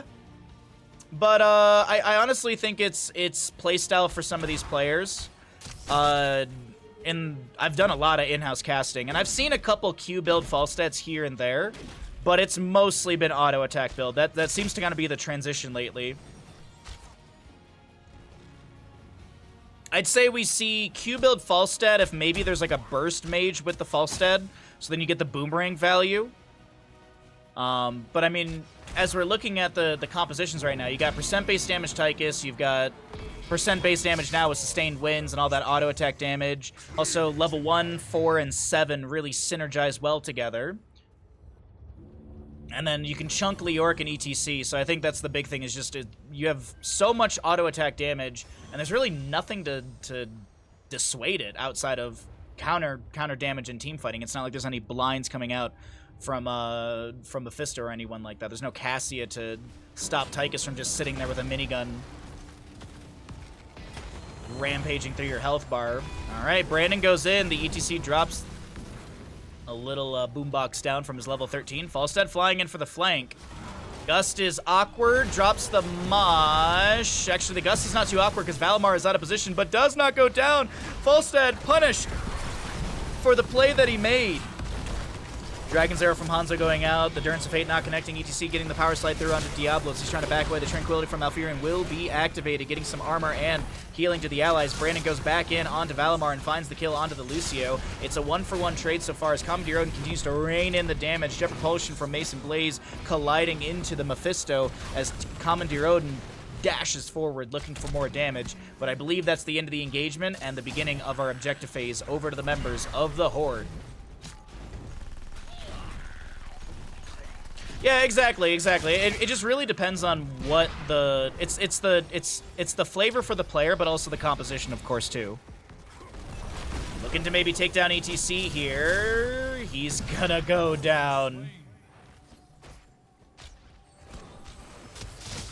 Good burst damage out from the side of the Horde. A little bit of experience to go for a level 20 advantage. Will they 39 the objective for 20s and push with 20s?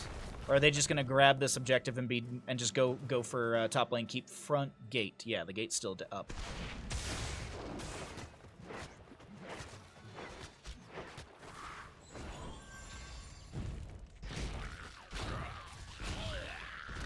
Let's see here. Yeah, Mason Blaze, he'll get this 39th. Leave the objective. Falstad clears out the wave and bottom. Can't grab, but I think Falstad clears this out easily. Mason Blaze just still chilling in top lane, just in case anyone tries to rotate into the objective. I don't think they would be able to get 37 skeletal defenders by the time someone's able to get some poke damage around this objective area. He's gonna finish this out, okay. Falstad and friends have the 20. Big red button, bunker for Blaze, Hellgate Diablo, Wind Tunnel Falstad, and the Serenity for Weary Day on that Malfurion. A level and a half to go for 20 here. This needs to be a massive, monumental mogul defense. We're going for M's there. It didn't work out. Memorable. God dang it. Memorable would have been great. So, Keep Front Gate does go down. The Punisher jumps over as well. Hellgate from Diablo trying to focus on the ETC. The Dragon's Arrow from Hanzo creating a bit of space as we have that Endurance of Fate also connecting. Jet Propulsion from Blaze. High five by the Lucio. While the keep is still up, but it's dropping quite quickly now that we have Odin and such on this keep. And it does look like the Horde back away. They're not going to go for game. They're just going to back off. Still have a level and some change advantage. Wait a second. Wait a second. Blaze in the bush. Diablo power slides over the wall, but Mason Blaze is already disengaged. Okay.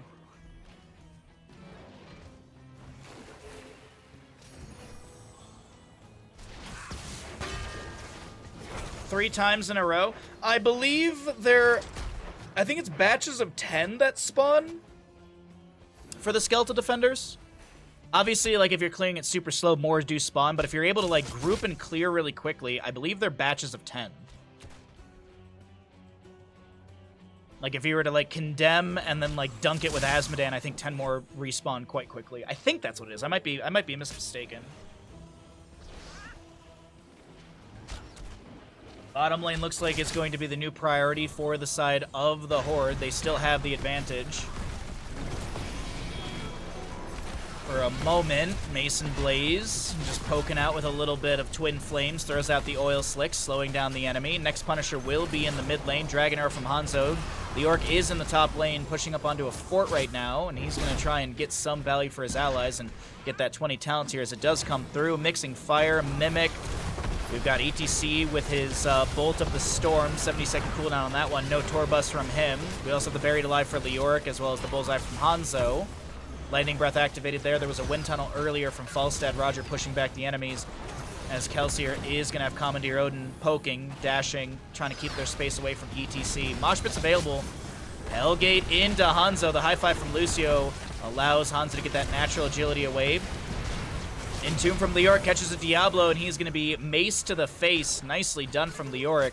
He does have Paralyzing Rage, level 4. Blaze will go down.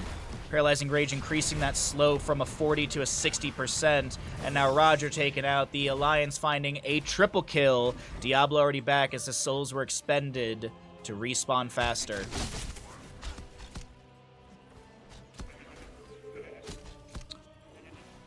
Nicely done. 4 to 11 in kills. The next objective phase, as I mentioned, will be in mid lane. Mephisto using that Mimic to get tons of siege value, with the Shade being left, or the Origin Point being left near structures, as well as his Shade obviously forward as well. Top lane fort didn't go down to Leoric earlier, but Diablo steps out for a moment. He'll get a couple minions. And gonna hearth out for full safety. Reset from Diablo. He's able to get out of there. All right, let's see how this all works out.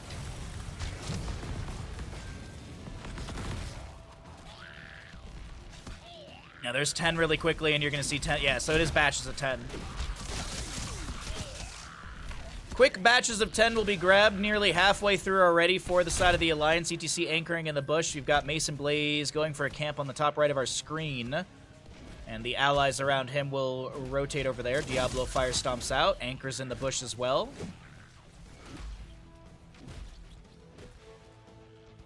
Oh, I thought I was on the mid-zoom. Didn't realize, my bad.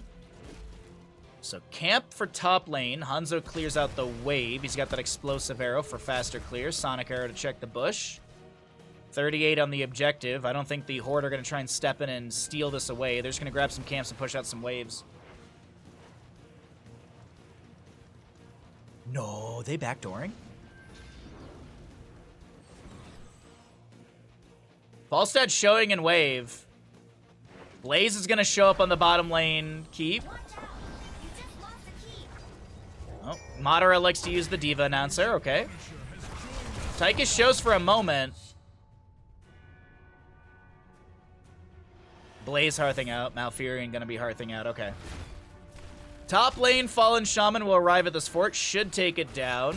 By the way, Commandeer, or not a Commandeer, I'm sorry, Master Assassin Tychus at 8 stacks out of the 15. 39 stacks for our Falstad and 38 souls for Diablo currently. Bottom lane wave was pushed up towards the core. Dragon's Arrow coming out from the high side of this engagement in mid.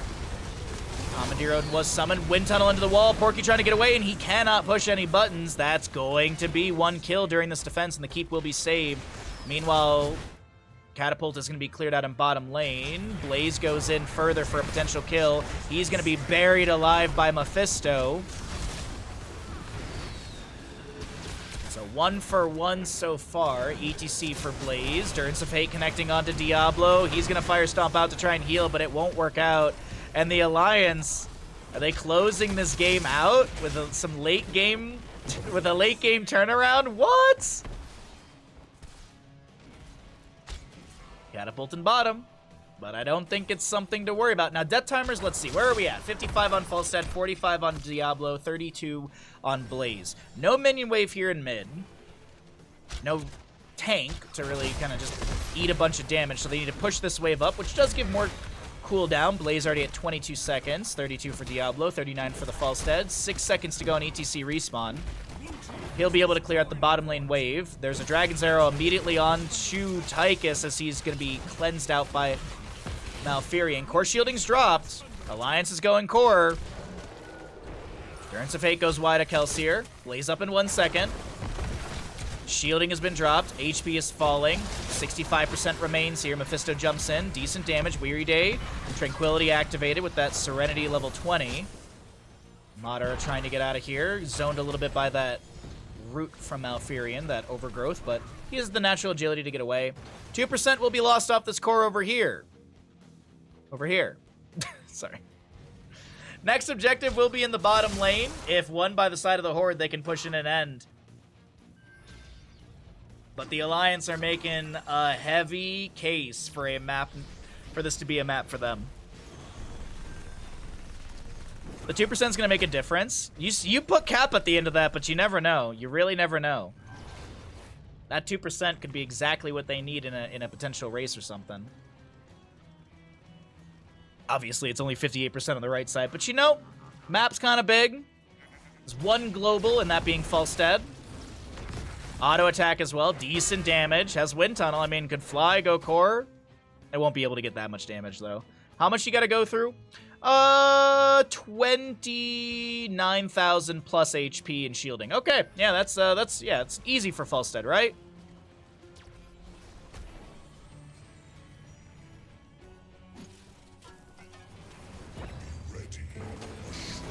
ETC onto Blaze. Mixing Fire reduces his healing. Leoric throws a Drain out onto Brandon, but that's broken away. 84 souls for Diablo. He's going to pick up another 7 off this wave here in bottom. Objective phase, as I mentioned, Mortar Punisher in the bottom lane. Falstad, not discovered by ETC with that Crowd Surfer. Throws the Hammering back just in case the enemy was trying to advance into him. But no, they all start setting up around the objective. Diablo trying to get more. He still won't have enough souls. He'll actually be at 99 off this wave if he's around for it. Unless he gets a Fire Stomp through an enemy, then he'll pick up an extra soul because he does have that Fire Stomp build. Shadow Charge initiates on to ETC. He's going to be cleansed out. Commandeer Odin. There was also a Jet Propulsion from Blaze. Wind Tunnel from the Falstad utilized, and Mephisto is split from his allies. Dragon Arrow from Hanzo creates a bit of space, but the Jet Propulsion closes said gap. As Mephisto does go down, ETC, I think he used Bolt of the Storm right there because I thought I saw him getting hit, but maybe it's also Leoric, the one getting smacked up a bit and was able to get the Wraith Walk out. Alrighty, 48 seconds on Mephisto. Drain onto Brandon right now.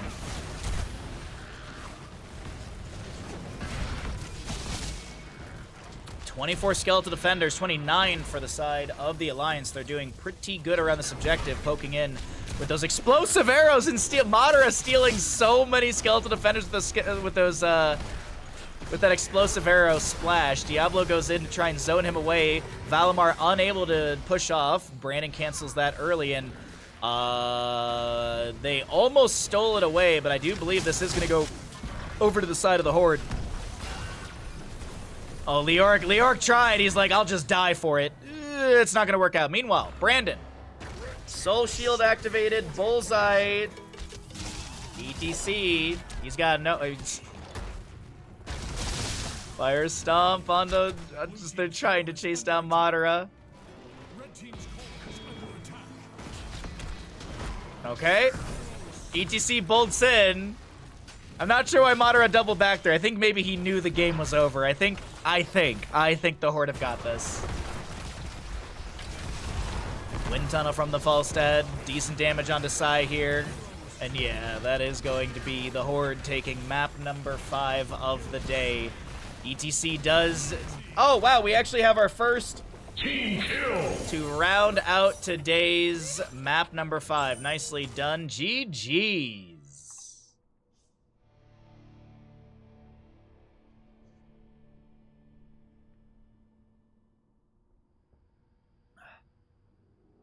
Time to pay out the wrong gamble. Which team wins Infernal Shrines? It was the Horde.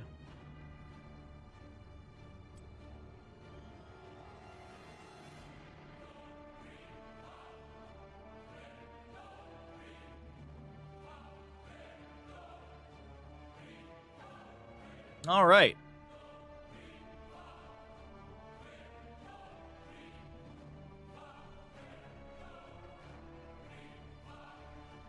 Does it always how the skulls like they're dead like... Wait, what bathroom? Sorry, I'm not following your message. Sorry, bud. I'm not following the message. What's going on?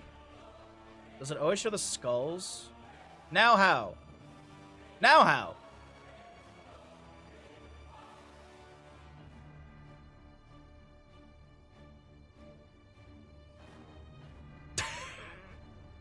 Maybe just retype the entire question. Just retype the...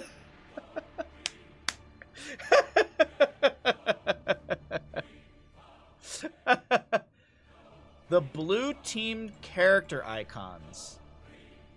Oh, when someone's dead? Does it show a skull? Yeah.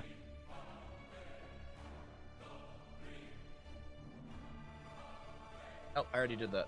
All right.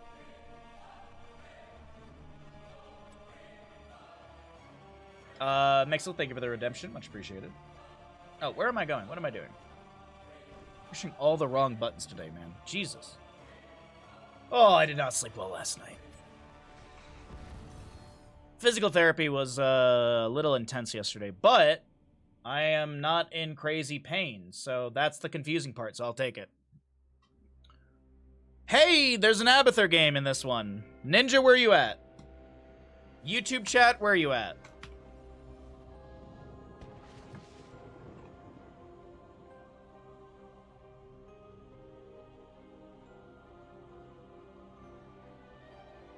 All right, so those are being run. And still here. Thank you. I appreciate it.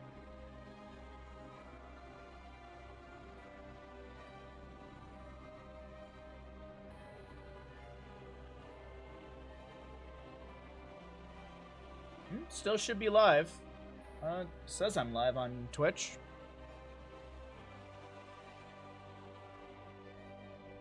RE6 is the best Resident Evil game. Smile. Oh, okay. All right.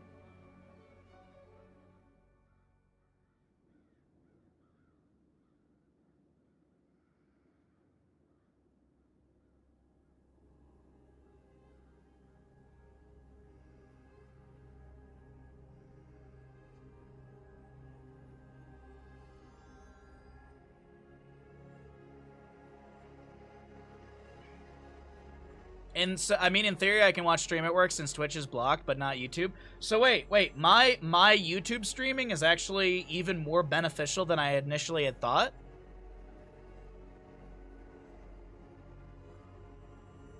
It's even better than I thought.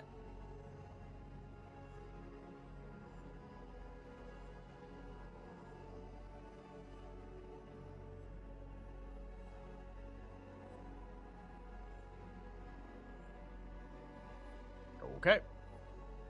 Alrighty. Oh,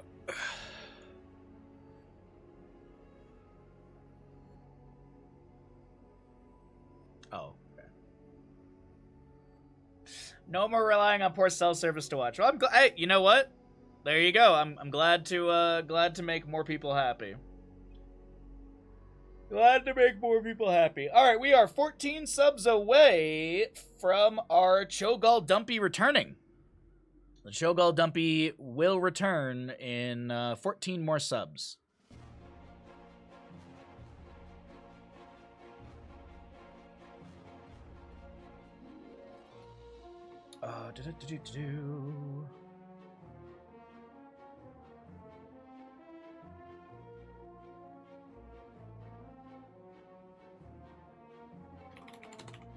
See here really quickly.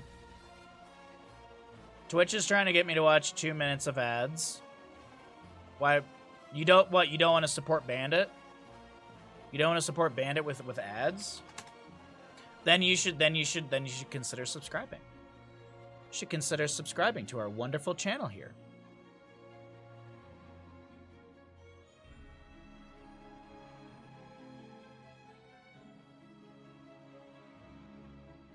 Do I really not have a good PC setup photo? My the sponsor manager is asking for PC setup photos, and I'm like, don't I have one?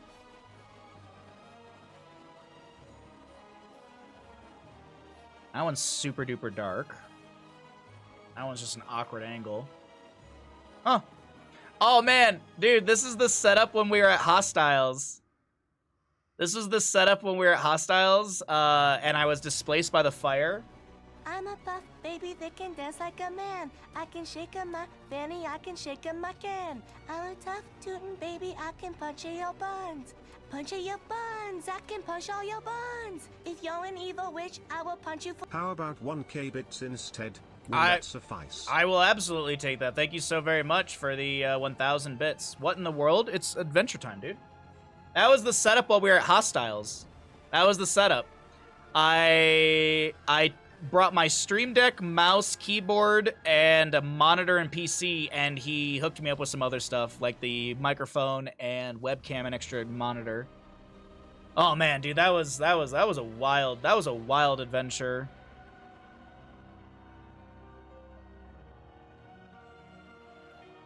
I tried to take a photo with Bandit and Copper one time after stream.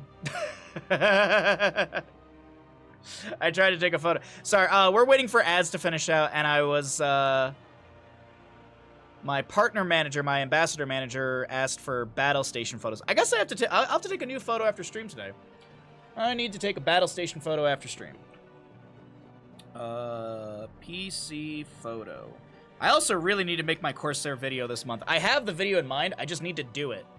It's very, very nice. I hope you enjoyed the Adventure Time. Yeah. It's a tough tootin' baby, dude. It's a tough tootin' baby. Alright, thank you again, Mixel, for the 1,000 bits. I will quickly...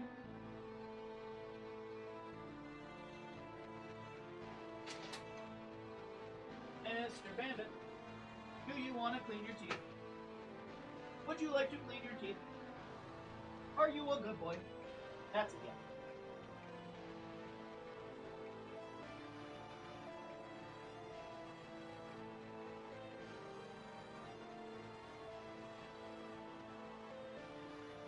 Mr. Good Boy, do you clean your teeth?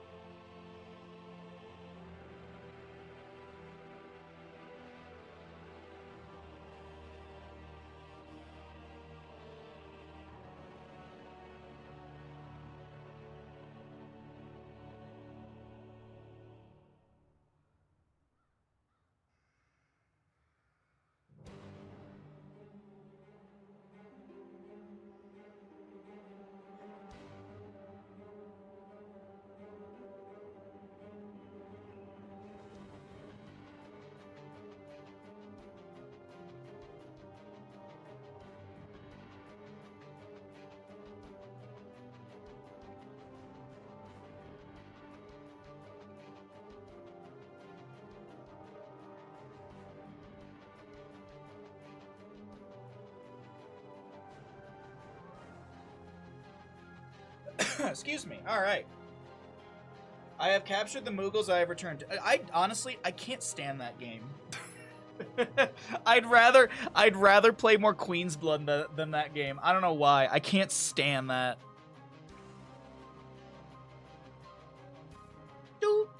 I think it's the music that actually just like ugh. Live on YouTube now. Yes, Mixels. What's up, Yukla? What is the sorcery? ISO. How you doing, bud?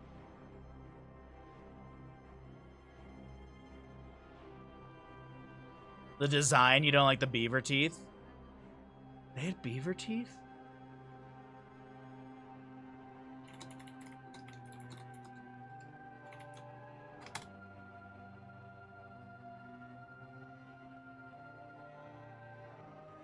We're talking about Final Fantasy VII Rebirth.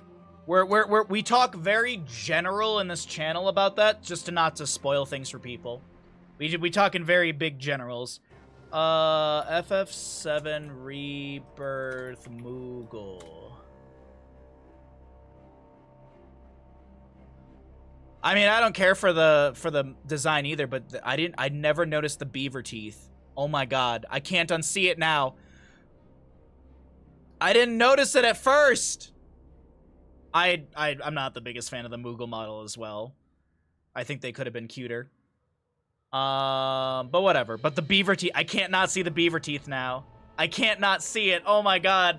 It's driving me nuts. Okay, I gotta close this.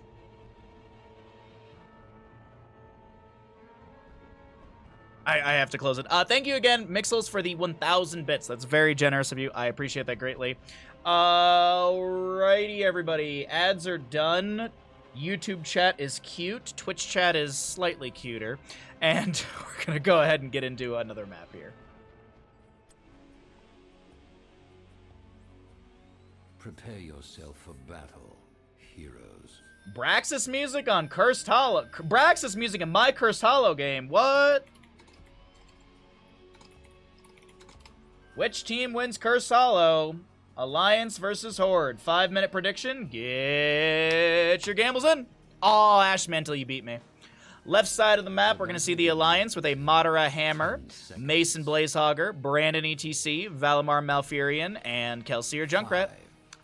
Over on the right, it is going to be a Heavy Rhaegar, Porky Abathur. Where's our Ninja? Where's Ninja for an Abathur gamble? Psy, Chromie, Tremor Blaze, and Roger Greymane. All right, anybody in chat want to take a... Anybody want to have a side bet with me? I bet that Abathur dies once. If Abathur dies once, I give a tier 1 gift sub to chat. If he doesn't, whomever takes me up on the bet, they give the sub. Anybody want to take me up on a will Abathur die side bet? I say he dies once. I have no idea. I did not watch these games ahead of time. I have no idea the results of these games today.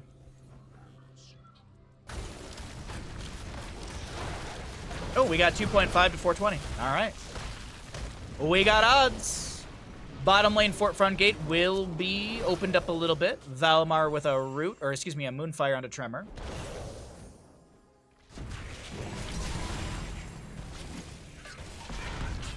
Madara on fire here. Tremor throwing down more oil slicks and just trying to poke at this hammer, but siege tactics. Oh, good power slide.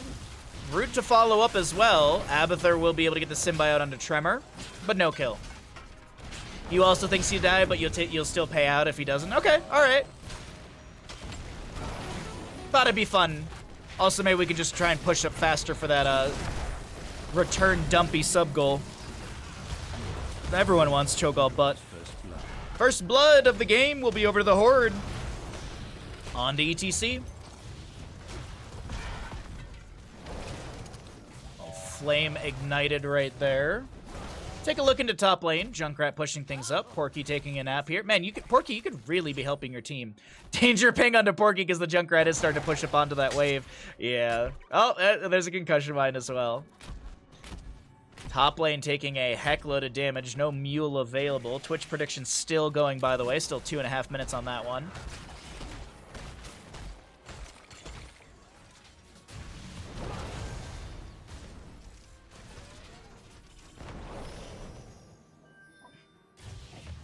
right. Ooh, I need another cup of tea. And somehow it's already noon for us. Well, it's almost noon. Wow, god dang. All right, camp grab for mid. ETC power sliding through Tremor. Blaze in bottom is doing his best to push back the enemy. Sai is rotated down to help out as well.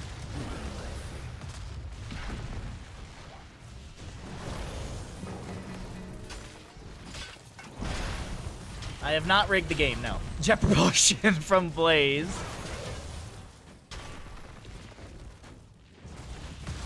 Moderate. Okay. I thought there would be a dead hammer there. Not going to be the case. Rhaegar Greymane pushed up the camp in mid.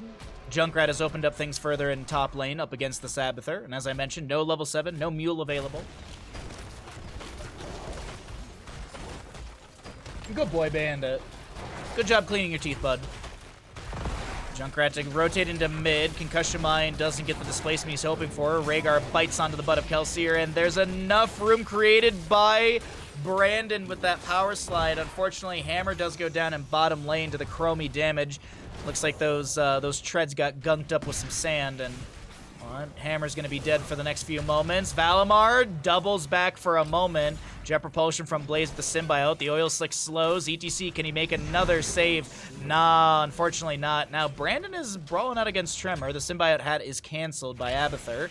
Is actually applied to Heavy over here in the top lane. Totem with the lightning shield applied just to lay out the objective once against Kelsier.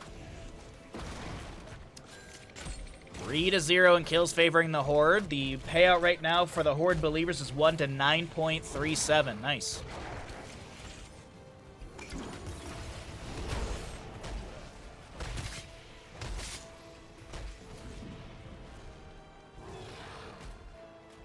Okay. Waiting to see if Roger doesn't even get the Gilnean splash through the wall. One delay onto Heavy here with the easy throw dynamite. Mounts up immediately. Symbiote applied to Roger. Another Gilnean cocktail through the gate. Nah, I don't think it would have gotten a kill onto the Junkrat right there. Another delay. Meanwhile, in bottom lane, Hammer still doing Hammer things down over here. Abathur level 7 is going to be Mule. Not sure if he's called that down yet. 13 seconds on it means yes, he did. Hammer does manage to take down the Chromium bottom lane, and she outranges structures, and she's currently unbothered by any enemies, so she's just going to rain in damage. She does have the regenerative biosteel, basic attack spell, and siege mode heal for 10%, so no siege tactics, no Neil Steel plating. So Tremor with the symbiote hat might be able to take I say might. That should be Madara going down. Whoa! Good rotation from Mason Blaze. Able to get the staggering blow, but Rhaegar, he sees the hammer. Will he be able to bite the tire, the tread? Oh my god, the concussive blast, the Valimar rep. Oh my god. Oh my god. Hey, what's up, Cold Cuts? Good to see you, bud. Thanks for coming by the stream, my friend. Appreciate the kind words. Mule, by the way, healing up a lot of that value Hammer had. Unfortunately, it's Rhaegar going down. Time stop with the armor buff debuff. So armor buff to allies by 30. Armor debuff to enemies by 15, or minus 15. What's up, Mr. Jemias? Good to see you as well. Doing my best to monitor the YouTube chat. We are multi-streaming in hopes of growing both channels. Honestly, I don't know how YouTube metrics works. We'll see. It could just be kind of a waste, but who knows? Who knows? Hey, Slink, good to see you, bud. Your Nazebo artwork was amazing. What's the next thing for on the drawing table for you?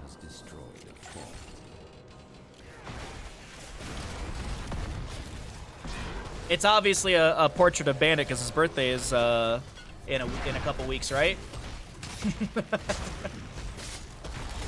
No, your Nazebo was great. The Sonic was amazing too. The fabric you did on the Sonic was just absolutely mind-blowing to me. Boss is gonna be grabbed here for the top lane. Brandon getting chunked with that temporal loop. Yeah, Bandit's gonna turn 10 on the 28th of the month. We'll be doing a little birthday stream on that day. Which is basically just gonna be HOTS and spoiling Bandit, but still.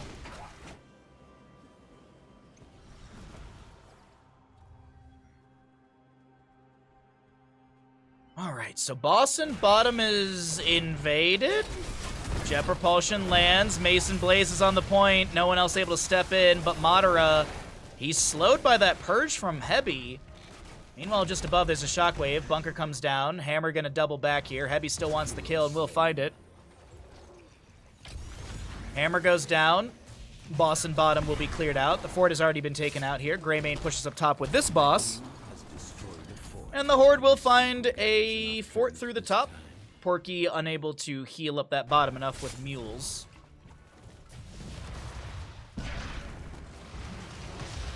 You haven't taken lunch yet. You'll take that now. Lurk can take it back. Alrighty, bud. Your kitten just turned 10. Oh, wonderful. Congratulations. A young 10. When I went to the vet, he still said Bandit was like middle-aged. He didn't call him a senior dog or anything like that, which always makes me very happy to hear. Yeah, I've had Bandit for just about his entire life. He was born in May, and I adopted him in early September. Late September, I believe, actually.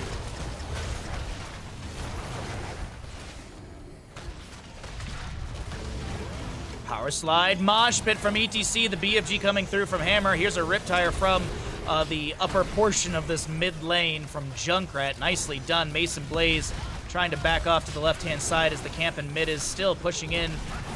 Oh, great go for the throat from Roger. Gonna try and find a second target. You heard it go out, but there was no actual secondary kill. Tremor with like 100 HP at one point, able to hearth out on the right side of our screen. Abathur will take down Malfurion, so Abathur has not fallen still. So, as I said, I have a prediction that he'll die at least once. Nothing against Porky, just Abathur predictions are fun, because typically they shouldn't be taken down. So if he does not die by the end of the game, I owe a sub to Twitch chat. But if he does, y'all gotta pay up. You got back in time for Abathur. You did indeed. Jet Propulsion saying hello to Brandon here. Hat applied to Tremor. Sergeant Hammer pushes up the top lane wave. Siege Giants onto the fort. Gate's already been taken down from Junkrat earlier as he was poking onto that before Abathur had Mule. Shall we see who gathers? I wouldn't be surprised if we see another Mule called down soon. Porky! Taking a nap over there? Ooh. Oh, goodbye, Greymane. But Porky will have the counter kill as his ultimate evolution expires just as he takes down the Hogger. So, 1 for 1. Granted, though, this is Abathur composition, so it's a little difficult because, well, technically still 3v4 right now. Where'd that mule at, dude? Where'd that mule at? Where'd he beans at?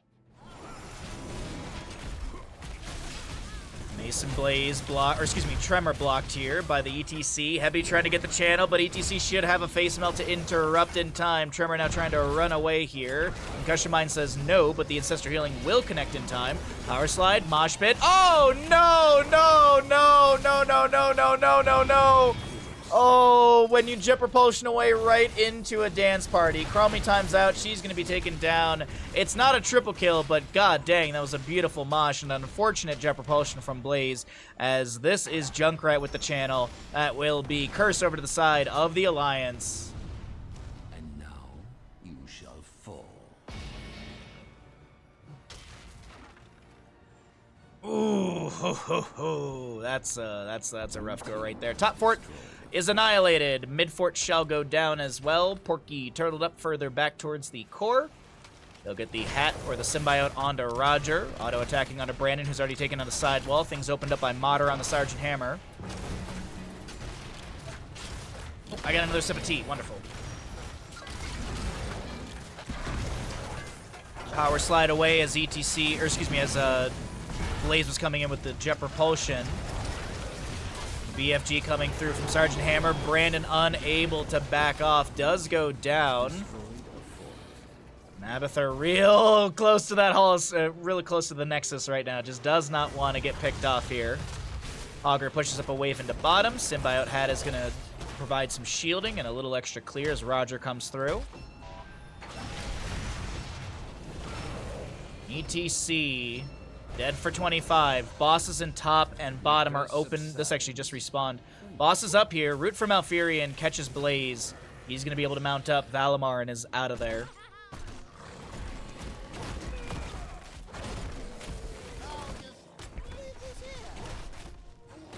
Alright, bosses are going to be traded here.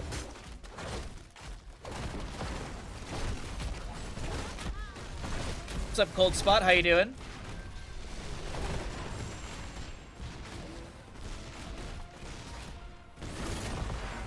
Okay. Hammer just rains in shells. Bosses will be traded. A little bit faster for the side of the Horde in the top lane. Let's see, there's, yeah, Mule just expired over here. You can kind of see the decay of the unit, or the model. No connection from Tremor. ETC answers back with a power slide. Also, no Encore level 13 for ETC. He went into the mic check.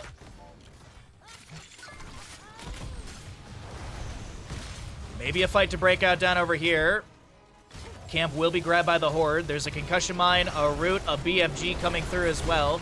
Abathur, I do believe, cloned a target. I just can't find that target on my screen. Oh, it's going to be a double Rhaegar right now. Clone target cleared out. Boss in bottom lane has arrived at the keep. Abathur will be in mid with a symbiote applied to the keep right now. It is almost 20 talents here on the left-hand side for the Alliance. Are they going to push into end here in about 14 minutes? Kind of seems like they want to try and end right now. Is it doable?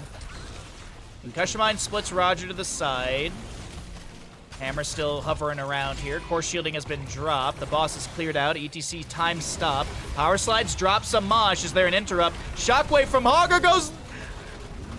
I don't know where that was going. I think it was actually to deny Tremor from being able to get the to get the Jet Propulsion. No, because Jet Propulsion I think would have been eaten by the Mosh Pit, so that was confusing. Anyways, Shockwave from Hogger goes weirdly to the side. Junkrat does go down. ETC power slides. Brandon, do you go for it? Brandon, do you go for it? No, it looks like I'm going to be paying Twitch chat right now. Looks like I will be paying out Twitch chat. Abathur does not go down in this game, and the Alliance 10-10 will take this map, but just the constant barrage and damage of Hammer is way too much to deal with.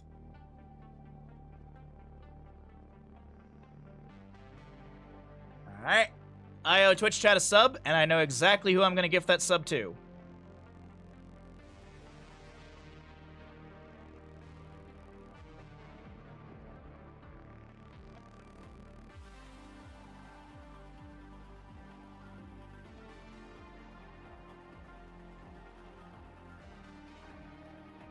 Hello, I like money.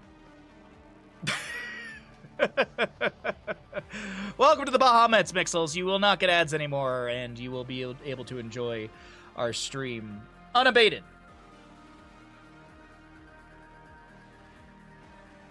You're welcome, bud. You're welcome. Which team wins Curse Hollow? It was the Alliance. Alright, let's go ahead and jump into another game. I'm gonna go grab some tea. Hello, I like money. Mixels, thank you for the gifted sub as well. I appreciate that greatly, greatly. We are 12 subs away from the return of Cho'Gall Dumpy. 12 subs away. Oh, I realized I didn't do this yet. And I didn't do this.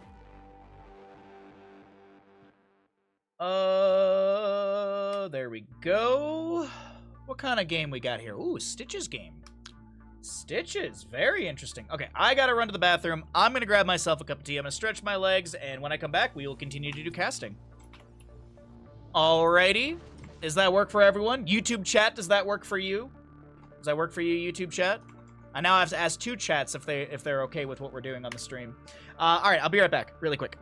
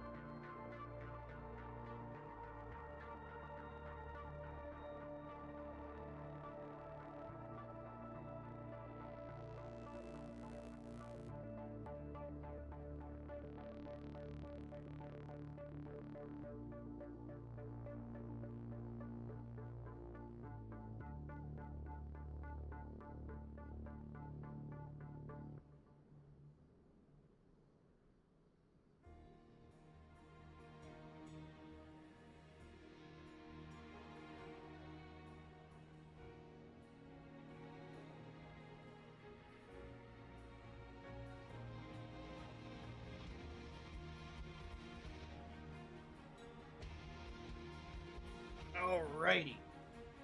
Okay. Good games, good stuff, good fun. Alrighty, everybody. Let's wait for that all to finish out, and we'll get going into our next map. Hopefully you're all having a wonderful Thursday. It's been a pretty decent day here. Appreciate everyone hanging out, chatting, watching, using your Prime Gamings.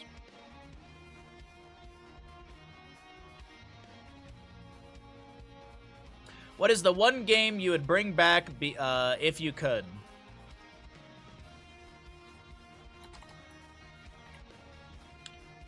What do you think I'm gonna type?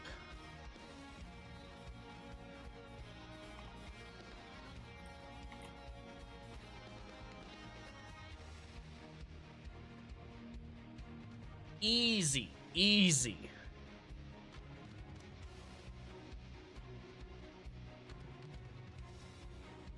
What's up, Clock? How you doing, bud? How are you doing? What is a Cho'Gall Dumpy? It is an emote. It is an emote that I had made almost a year ago, and then Twitch decided that some, not all Dumpy emotes were not allowed.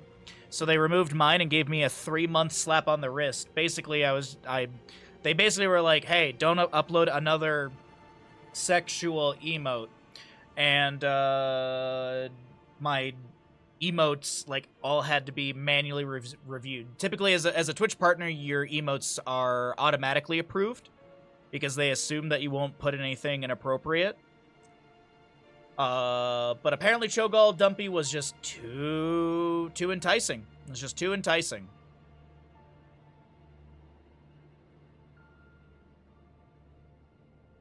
Is YouTube buffering?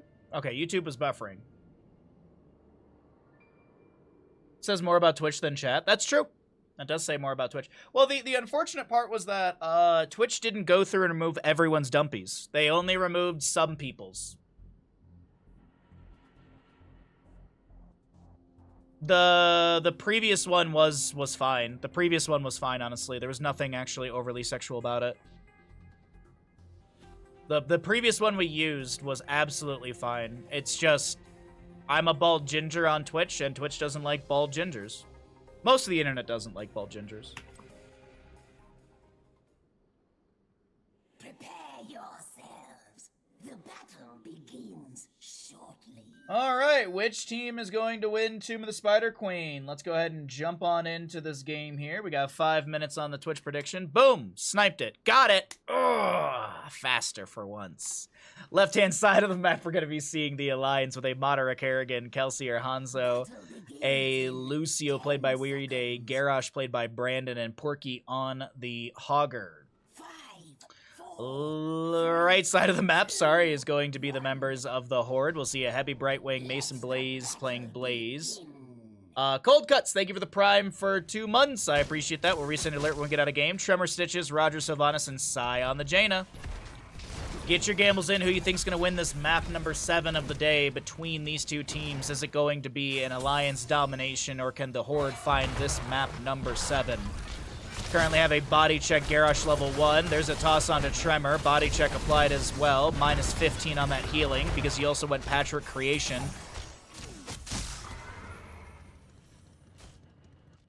Hogger rotates down to bottom. Yeah, so it's minus 35% movement speed, minus 30% healing, both of those for 3 seconds onto the body check target. So typically see Garrosh try and, I don't know. I actually don't know what the combo button is. I don't know if you body check then toss. You toss then body check. At least that's what I just saw. Phase shift from Brightwing Soothing misactivated. Tremor does go down. First blood over to the side of the Alliance as Kelsier does not have another auto in the... What's it called? What's the thing the archer has? Not a satchel. Quiver. There we go. Wasn't an arrow in the quiver at that time. They spawn so very slow for Hanzo. Zergy, what's up, bud? You are my favorite bald ginger. Well, I hope to be somebody's.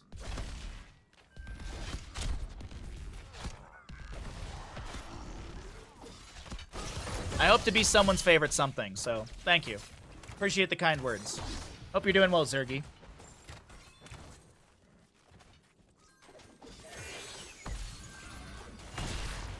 Alright, excuse me, just getting tea bag thrown out and getting a couple sips of that new cup of tea, as that is Brandon. Body block to oblivion. He does go down 1-1 in kills thus far as the massive wave is mashed into mid lane fort front gate from the side of the Horde.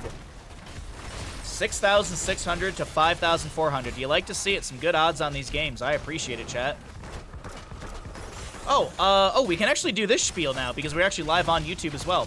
If you're liking the stream here on Twitch, you can follow the lead of Cold Cuts and use your Prime Gaming here on Twitch, or you can follow. Every little bit helps us out. We do stream 6 days a week. We average over 6 hours per stream. As now that the spine injury is healing, we're able to stream for longer duration, so we're kind of pushing up to the 7-8 hours on a few days a week here.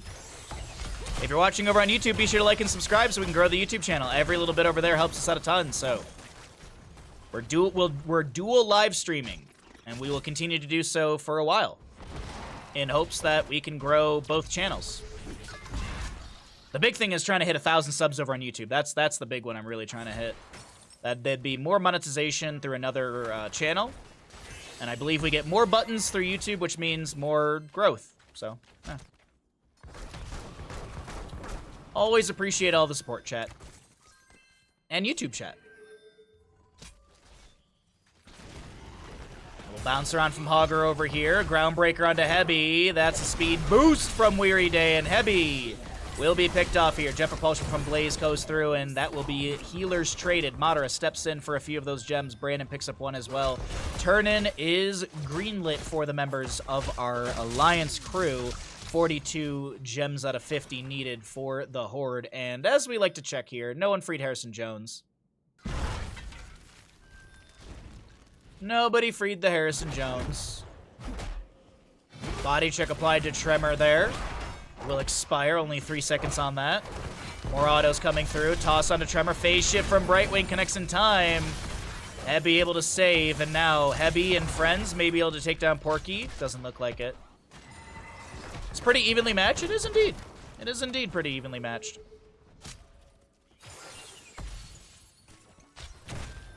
Good explosive arrow wave clear. Brandon steps up. Kerrigan with the combo. Big damage into Stitches. Tremor with 10 gems will drop. And it looks like Sai is able to pick up half of those gems. The other 5 are zoned away. Roger rotated in but decided better of it. So they'll give those, they'll drop those 5, but that's still okay because as we take a look at the bottom right of our screen, there is going to be available turn-in for both sides. Ravage into top lane here. Wait a minute, mid lane got another scuffle. Sai so very low, 270 HP, but here comes Blaze with Jet Propulsion.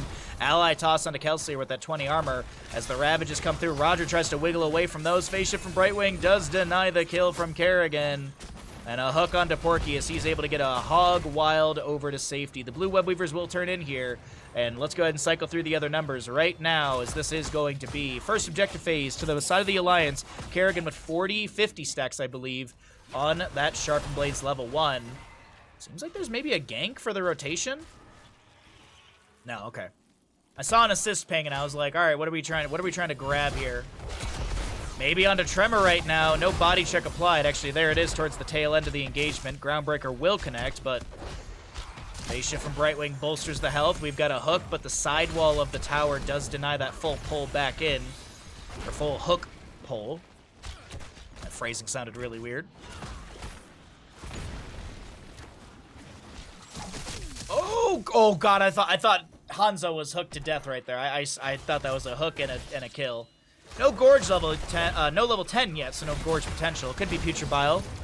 We have had a couple Stitches lately go Putrid Bile with Gift of Embalmer level 20. Kerrigan tries to make something happen, tries to pick up some Assimilation Shields. Weary Day is able to get a few of these gems, actually the vast majority. No hook onto him, no punishment. Alright, we've got a Shockwave, Warlord's Challenge, High Five, Dragon's Arrow, Ultralisk. On the right, it's going to be a Water Elemental, Wailing Arrow, Gorge. Bunker and the Blink heals for Brightwing. 50 out of 55 for the turn-in for the side of the Alliance. We're going to be looking at 73 out of 50. Shockwave from Porky, high five from Lucio. Can Porky get out alive? If that was level 13, oh!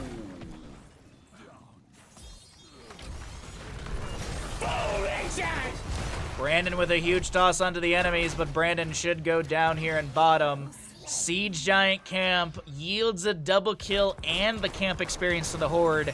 A huge turnaround moment for our red squad. Weary Day with 42 turned in. That's got to be a nice relief for the Lucio player right there. Sound Wave pushes Tremor into the fort front gate, but this is Red Webweavers to descend to the Horde. Let's see, Gorge up in 25, Shockwave up in 20, Water Elemental up in 15. Brightwing's got one charge on her Blink heal. Man, we've had some really good games today, chat. Thanks everyone for hanging out on the Twitch and YouTube side of things. I really do appreciate it. Hopefully we'll find some success through YouTube, and it's just another nice positive thing to see. It'd be nice to have growth over there as well. Groundbreaker hits Roger, but there's a Gorge onto Garage as the Dragon Arrow will not connect onto the enemies. We've got a Wailing Arrow from Sylvanas. Body check was applied, I believe, to the Jane, and she'll be the first one to go down. Madara tries to ravage away, but he'll be traded. Currently have a bunch of high fives, and Kelsier with some tiny amount of HP, but the Twin Flames tickle the heels of Hanzo, and he does go down. Brandon is going to do his best to clear things out in mid. Doesn't want to get hit with that Death Wave from the Webweaver. Weary Day rotating in as well. The Black Arrows from Sylvanas locking down the tower in mid. The hook going up from Stitches, and no connection onto the enemy, but a mid lane fort will fall. Top lane fort does go down, and bottom lane cleared out by the Hogger. Oh, Porky, got to be careful here. No stun off that staggering blow. But I do believe there's enough damage here available to take down the bottom lane fort. So very, very, very good objective phase to the side of the Horde here.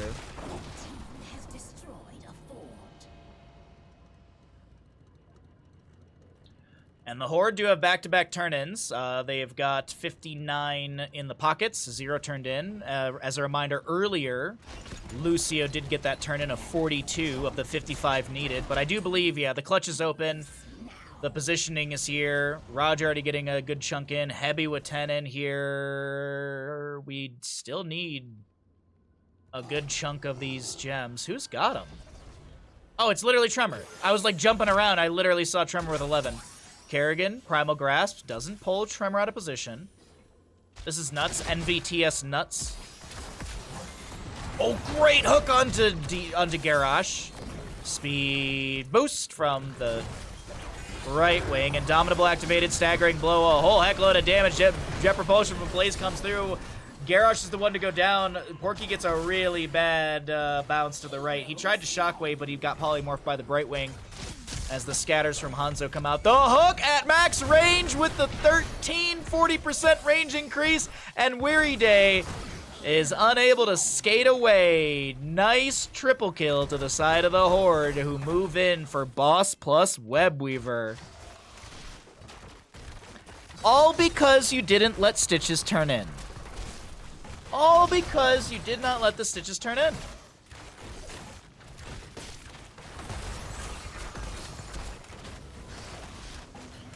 That poly was perfect on Hogger. Absolutely, I do agree, my friend. Kerrigan? Oh, no, I thought she had the turn-in. It's the Hanzo who had the rest of the... I thought Kerrigan was sneaking a turn-in. Blaze is just going to leave bottom. He doesn't know where the enemy is. It's only a Kerrigan that shows up, but I like the safe call from Mason Blaze. Give away the camp. Play it safe. You're going to have 16 talent tier advantage. You're going to have Boss and Blood Believer. Webweaver's in the top lane. Garrosh is isolated down here in bottom lane. There was a Gorge onto Kerrigan. That's why I didn't see that. Dragon's Arrow across the map will land a nice 2-second stun. Kerrigan going to try and make a big old play happen here with the Ultralisk Summon and the Assimilation Shields, but she will be assimilated to the Hall of Storms for the next 30 seconds. But yeah, we got History of the World Part 1 tomorrow afternoon in Discord. I'm looking forward to that. I have not seen that movie in like a good 6-7 months.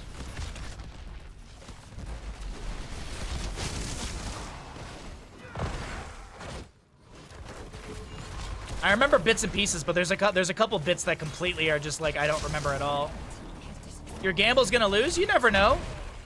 You never know. 16 talents here could be hit by the blue squad, and they could really run things back. It's not impossible. I think the high five from Lucio mitigated the hook from Stitches right there. Staggering blow from Hogger pushes back the enemies. I like to remain optimistic in most games.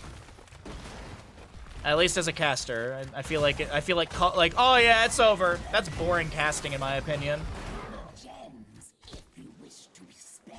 Oh yeah, it's 11-4 in kills. It's a 2-level lead. No way to come back. Just sit back and watch the Alliance lose. No, that's just boring casting. Make it interesting for all of you. Keep you on your toes. Still 2 keeps available for the side of the Alliance. They have an available turn-in. They actually could see back-to-back turn-ins as they push out these waves. Boss up in 3 minutes. That's going to be around 15 minutes in-game time. Maybe 16. Maybe about 16. A little shy of that. Hook. Nice high five. Don't know if it actually would have connected. There's just a... Garrosh just gets immediately gorged as he rounds the corner. The Webweaver phase will be summoned. Big Warlord challenge coming through. Bounce in from Hogger. Shockwave as well. 16 talent here is here. Staggering blow coming out as the Stitches inside the bunker. I don't know how much HP he's got. He's looking around like 50% as Garrosh does go down. And Madara will fall as well. What looked like a promising team fight for the Alliance at the start there with that big Warlord challenge, just not enough. And this will be Webweavers pushing out the waves, but I don't think the Alliance get much, if any, value into structures here.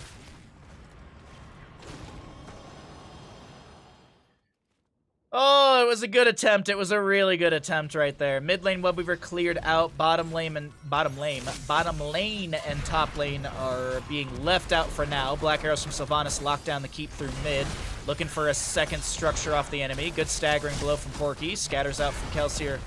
Looking for some damage, but it won't be able to take anyone down. Mid keep will fall. Top lane Webweaver cleared out as it was just far enough back, and bottom lane will maybe be managed quickly. Let's take a look at gem count here. We know a good handful of gems were turned in by the Horde. They've got 5, 10, 16. I actually think the Horde might have a turn-in as we end this phase, and yes, they do. They have 41 and 19 in the pockets, so that is going to be a turn-in potential for the Horde, but maybe they look for 20s before going for that. Still a minute 30 on the boss. Metal spiders, destroy them. Deliver the gems of 29 out of 60 for the Alliance. Mason Blaze gets the dismount. A hook will connect. A gorge immediately on to Garrosh as Tremor tries to back away. Brandon pops the Indomitable. Wailing Arrow from Sylvanas will connect, as well as a lot of damage from the Jane. A Water Elemental going to be activated here. The hook from Stitches going out. That was a really weird animation. Shockwave from Hogger. The bounce out his own loot horde. He forgot to cancel that out. The Dragon Arrow from Hanzo will not connect, and that is Jaina going down, but Hanzo, Kerrigan, Lucio will fall, and this is a lone Porky. That right there is going to be a team kill. And the Horde move towards the core as they're looking to take this map number 7.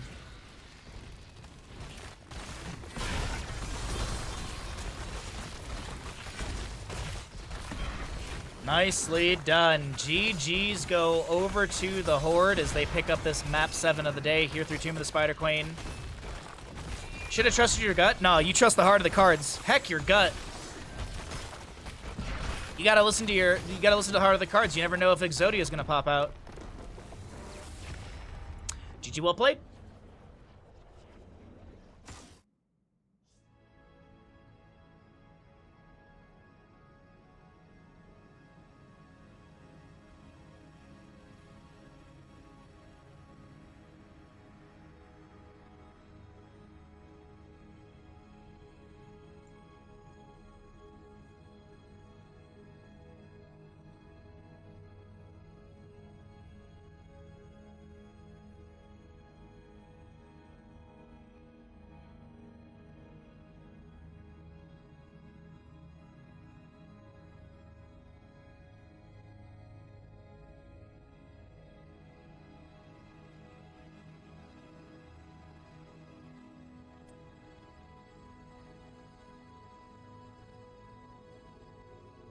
Part of the cards drew me Patches on my mulligan for 5 games in a row. Wait, Patches from Dark Souls 1? Who kicks you into a pit in Tomb of the Giants? Spoilers.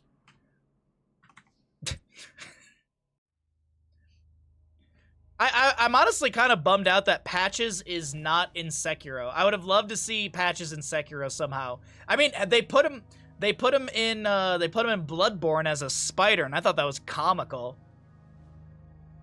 I thought that was hilarious.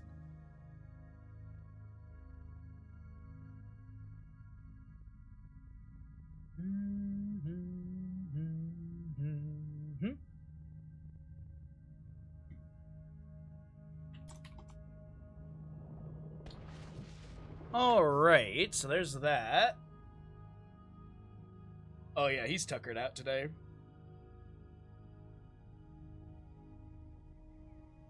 We had a nice, we had a walk after stream yesterday. Well, actually, we had a bit of an adventure yesterday. Went into the woods and took a longer walk. After physical therapy, I was feeling like a little like my body was feeling tight, so I went and took a walk just to kind of stretch out and move my entire body.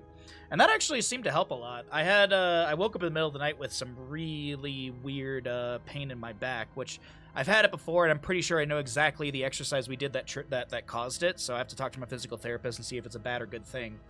But I took Motrin in the middle of the night, it kicked in half an hour later, and then I slept for the last couple hours of the night, so pretty good in that. Oh, I forgot to run cold cuts. Sorry about that.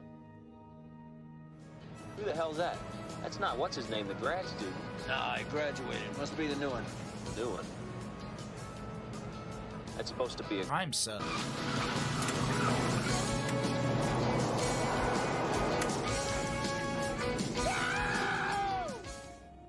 No message, but cold cut. Thank you for the Prime Gaming for 2 months. I appreciate that greatly. Thank you for your continued support of the channel. Hey, he's having, yeah, I did see that too. He's having some little twitches right there. My adorable puppy. All right, let me check something in the background. That. So I'm skimming for some information here off of a previous VOD.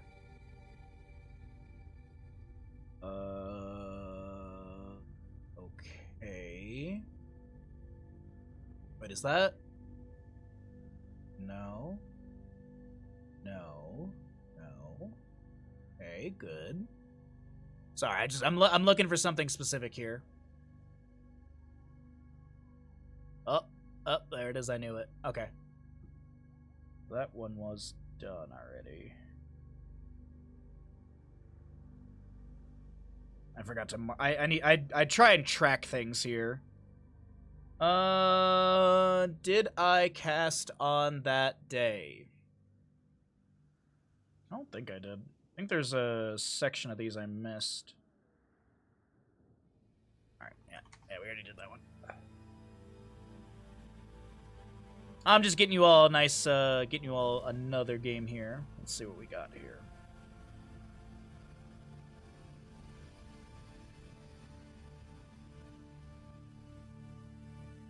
What month are we in? May. Yeah, we're in May. Okay. We are in May. Sorry, my brain just, I can't remember anything nowadays. Okay, there's that, there's that, there's that, there's that, there's that. Let me take a look at something again. Oh, that's why I can't see anything. I'm like, why is this not showing me what I want to see? Alright, I think we're good on this. Yeah, I'm pretty sure we're good on this. This one.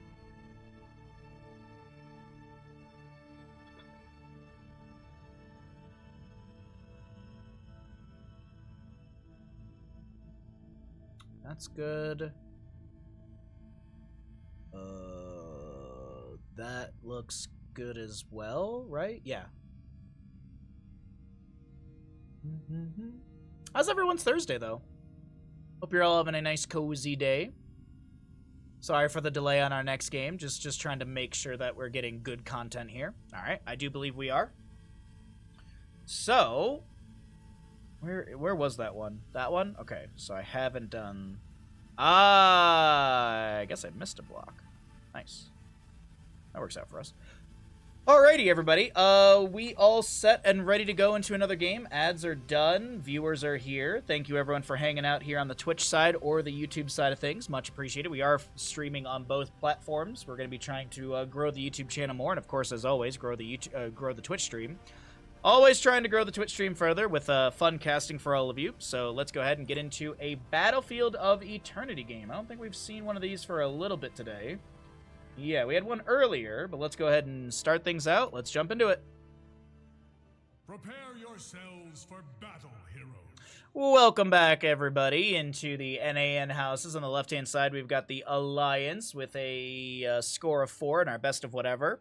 Porky Muradin, Sai on the Genji. We'll see a Brightwing Valimar, Tremor Dahaka, and Brandon on the Vala. Right side of the map, it's going to be the Horde with a Kier Li Ming, Liam Blaze, Albatox Greymane, Stukov Crom, and Legacy to play the Uther. The Twitch predictions are up and available.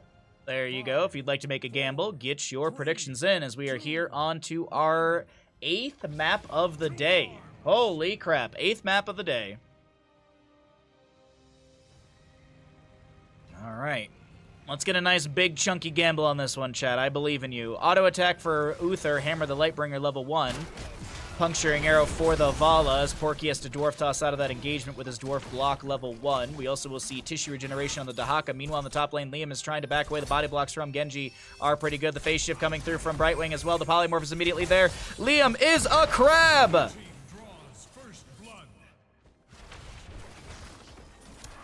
Liam is a crab. If that sways your gambles, put your channel points where your beliefs are. We already got 10k on the Horde. Can they make this a 4-4 score? That'd actually be really nice if they made it a 4-4 score. Map number 8, 4-4. Yeah, you like to see it. Hold on, Sai very low here. As Legacy tries to back away, will not go down. Heals over the wall. Genji and Dahaka go down. The Horde are absolutely annihilating. Cured, you've got to blink over the wall. Auto attack onto Porky. Blink forward with the reset. Is this an early multitude of kills for the side of the Horde? Valimar gets the polymorph. Cure is a crab. You can be turned into a crab, pig, or squirrel. Best of 25, let's go. I could make that happen one day. Oh, no, we're going to be, I'm going to be reaching out to the players soon because NGS just ended, I think, or is just about ending. I'm going to be reaching out to some players about doing a small bingo tournament in the future. I'll be organizing a bingo tournament between Boogans and Gilly Shirk at Bingo Night. But of course I gotta ask the captains and chat with them, and I gotta make a little rule set and stuff like that. But I've got the idea roughed out completely. I just need to kind of put it on paper and I guess put it in a Google Doc realistically. Uther will go down, but Brandon is gonna be traded here. Li Ming getting another reset off of that, trying to make another kill happen. It's 2-4 in kills already in this bloodbath of a Battlefield of Eternity map.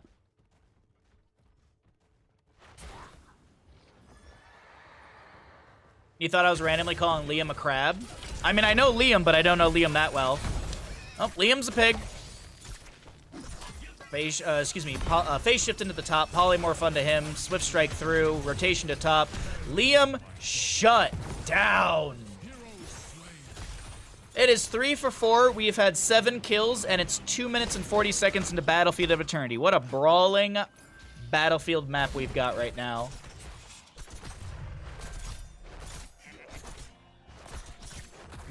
Who put air in?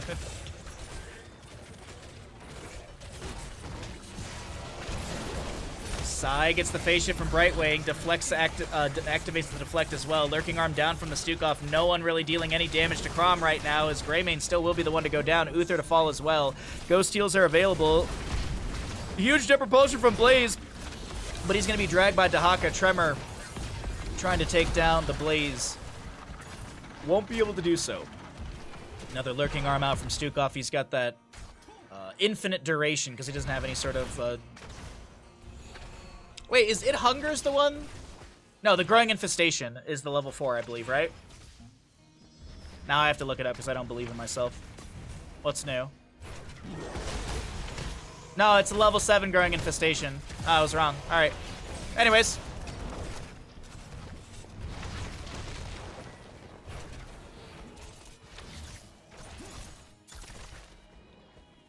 hyper aggro fighting over camps. It's the most important thing. It's the second most important thing of the Heroes of the Storm outside of the minimap. The minimap is 90% of the game according to one Twitch chatter one time. I know YouTube chat would never say that. 5-4 in kill. Now we're just gonna pit YouTube and Twitch chat against each other. Oh, Vala's being harassed by Liam. Many multi-shot arrows, or hungering arrows, being thrown out from Brandon. 11 stacks currently. Does have that repeating arrow reset. Liam just walks through the enemy team right now. The race between these two teams on the Immortal phase is quite close, but it will be the side of the Alliance winning out. Now, Blaze, Liam's in a really awkward spot. He was trying to delay things out. He actually mounts up. He's gonna try and get out of here. Ooh, does he get... Oh, no way. Liam, 200 IQ? Oh, no!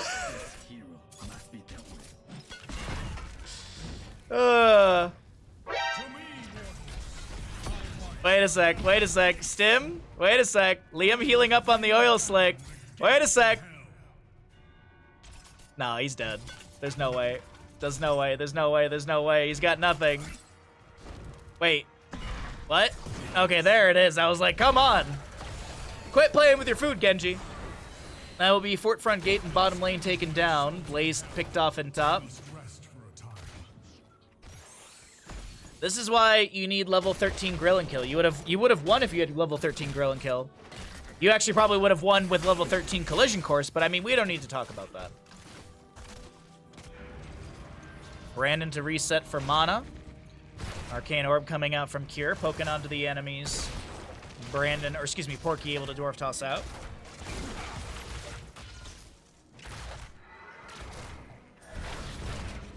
Things are not looking too bad for the side of the Alliance as they got that first objective. They open things up a little bit. 6-4 in kills. They'll have talent tier advantage soon as it's a level lead. And 10 talent tier almost here. Porky fishing with a Stormbolt. No one at the end of that one. Stun from Legacy right onto the face of Genji. I believe Legacy's done with Hammer the Lightbringer level 1. Check that in a moment here.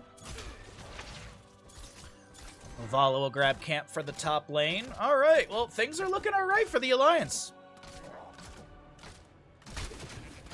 X-Strike, Blink Heal, Isolation. We'll see a Haymaker Muradin. A lot of Haymaker in the, well, I mean, it's a Porky thing. Porky's been playing a lot of Haymaker Muradin in the in-houses, and I've been loving to see it, so it's not too surprising as it's Porky. Nice lurking arm from Chrom right there. X-Strike from Genji.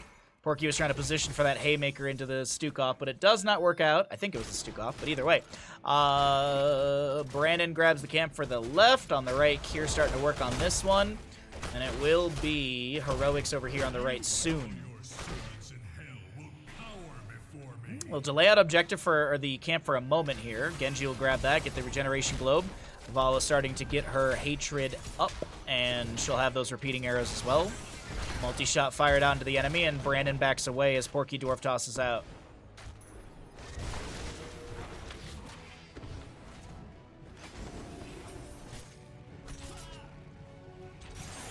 It's ARAM tier Chaos. It's good Chaos. 10 kills, 7.5 minutes in. And another fight breaks out around here. Second objective phase, Dahaka brush stalking in, but he doesn't have a lot of allies around. Looks for the isolation, short of Chrom, the Stormbolt as well. Unable to connect onto the enemy. Currently have Side trying to back away. There's a healing pathogen applied. Hold the phone. X-Strike from Genji. He swift strikes out. Activates the deflect. Gets the phase shift from Brightwing. No kill onto Genji right now, but this right side Immortal very low. The members of the Horde moving in to try and race down the enemy Immortal on their side of the map, and Cure is throwing out magic missiles as best he can. Sai on the right side is going to try and finish out that Immortal, but that is Vala going down. Massive shove onto Dahaka. Valimar is going to be able to blink away, but the wave of force from Li Ming. They lose the objective, but they're going to find a multitude of kills on the side of the Horde, pulling that experience back up. Hold on, though. Albatok's getting low. Tremor in a really rough spot. Does have that Lurker Strain, but Greymane lunges out with the Dark Flight and finds a kill. 7-6 in kills, 8.5 minutes in. As this is going to be Immortal going to top lane in favor for the Alliance, but I assume the Horde will clear this out quite quickly.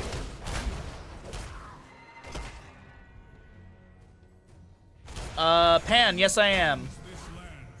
We are multi-streaming now. I was hoping we could grow the YouTube channel a bit with that. We'll see if it works out.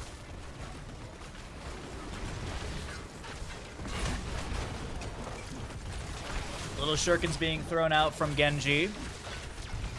Trying to poke from the low side of the upper lane. Getting damage, actually. Mostly focusing on getting shots onto the fort. Liam jet propulsions near the Genji, but can't find any sort of connection or collision. 18 stacks for the Valo right now. 7 for enhanced agility, or for the tissue regeneration. Uther is a singular auto away from finishing on his level 1.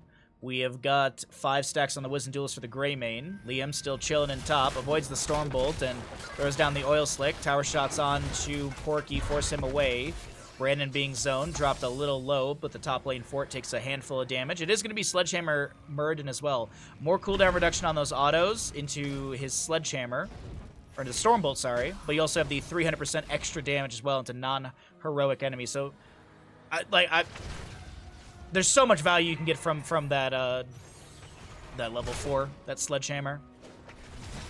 No 13 for the side of the Horde, but they're a little experience away from that. Oil Slick thrown out. Brandon slowed for a moment. No kill onto him. Meanwhile, Dahaka's pushing up things in bottom. Greymane clearing things out down over there. Uther is done with that hammer. The Lightbringer lands the stun on Desai, who X-strikes onto the fort. Isolation from Dahaka, not connecting into the enemy as we currently have Li Ming missing the Arcane Orb, and it seems like this is the disengage call from the members of the Horde.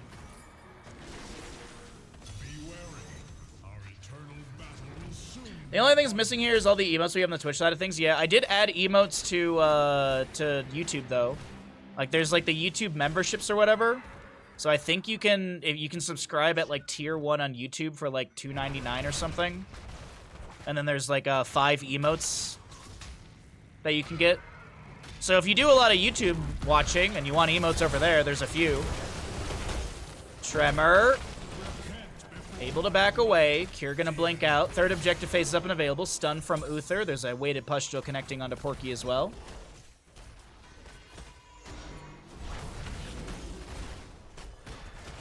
Yeah, but there's no, like, BTTV emotes and stuff like that on YouTube side, so that's kind of bummer. Multi-stream, it's like the multiverse, but better. It's less confusing. I gotta be honest, when I hear multiverse... That's great news, General. Congratulations. On the contrary, I mourn. Thank you, Cav. Okay. When I hear multiverse stuff, my brain, like, slightly shuts off in a movie. I'm so tired of multiverse stuff, man. It's so convoluted.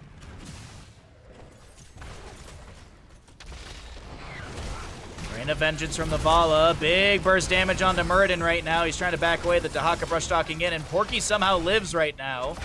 Still a Haymaker off a cooldown. I don't think he's used a Haymaker yet. Isolation onto Blaze. He drops the bunker as that silence expires. Jumps out of the bunker. Gets the jet propulsion right into the face of Dahaka. Lurking arm underneath him, but it does not seem like it's too much. Bottom lane fort does go down to the fallen shaman that was grabbed earlier. There's a Haymaker from Muradin. And the objective phase, won by the Alliance again, goes into top lane, I do believe. Oh no, it goes into bottom. Top lane has taken a little bit of damage on the gate. Third objective in the game. Third objective to the side of the Alliance. The Horde, while they do have kills, they're just not able to confirm this objective phasings.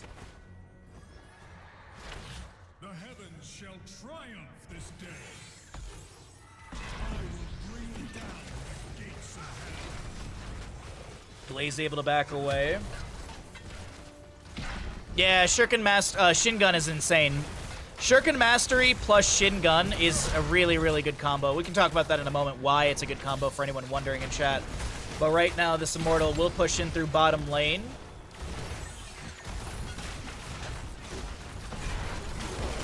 And it gets the keep front gate. Couple autos onto the keep here. Haymaker pushes back Chrom.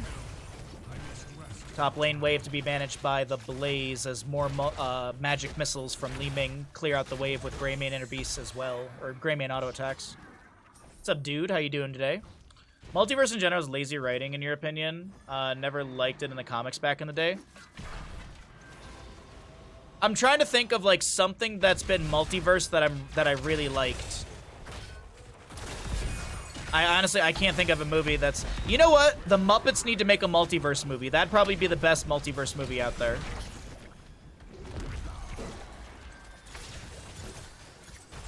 I would also love a Lord of the Rings trilogy, a Lord of the Rings Fellowship trilogy, but 90% of the characters are Muppets. Except for, like, Aragorn and Gandalf. Keep them as humans. Like, Strider and Gandalf the White, and Gandalf the Grey, like, make those humans, make everybody else a Muppet. That'd be great.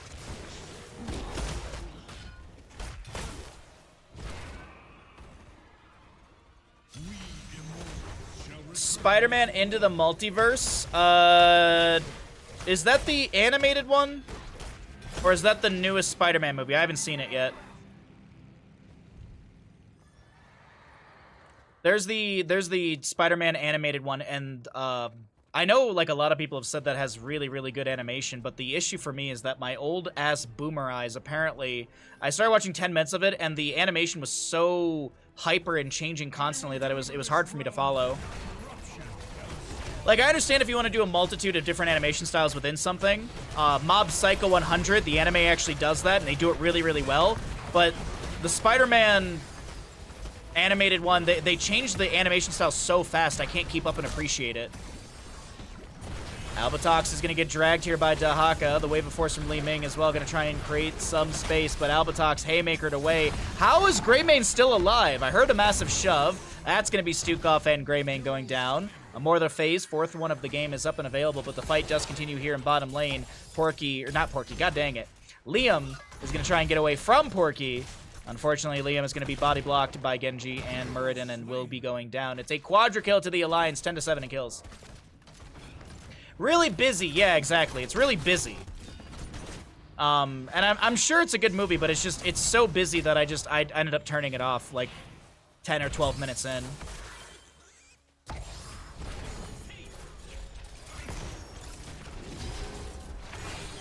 I remember hearing once that they should have done a Beauty and the Beast with the Muppets specifically for the gag of the Beast form being the normal guy, and that is a hideous Muppet. I do love that. Yes, I think I've heard that before.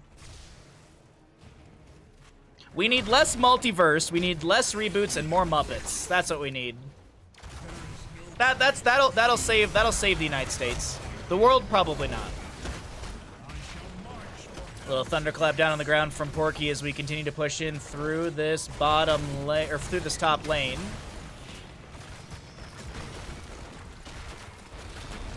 Decent damage. Stun from Legacy immediately, sorry. Genji's pushing bottom lane keep right now. 20 talent tiers almost here for the Alliance. They are having a rampage here in map number 8 of the day.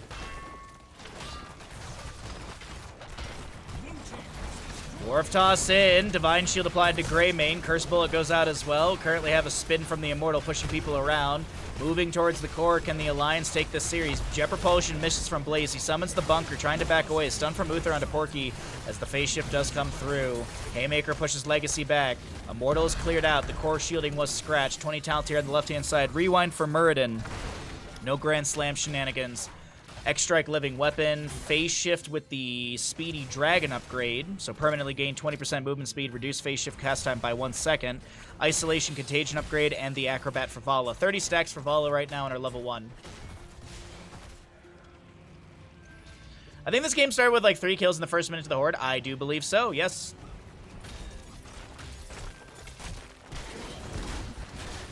If we need more Muppets, I can offer my Storm League teammates.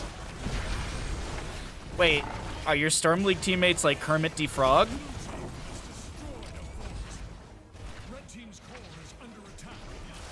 Haymaker onto Cure, Swift Strike through, and Vala actually gets the last little bit of damage. A drag will connect onto Legacy.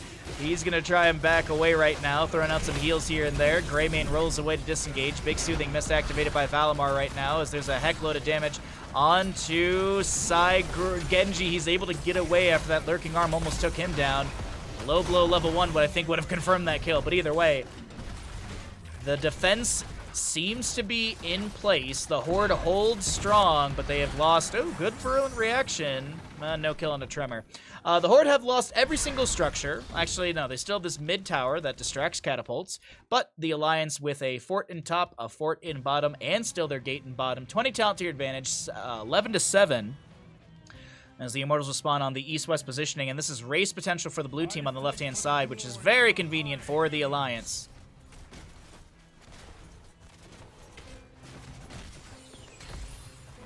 Alliance believers? Oh, it's just one. There's just literally one person who believed in the Alliance.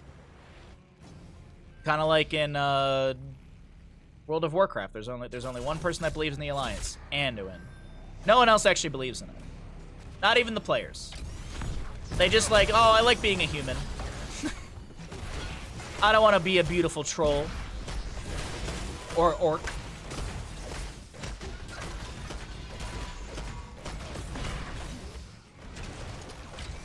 You're too busy dying IRL. Don't die IRL.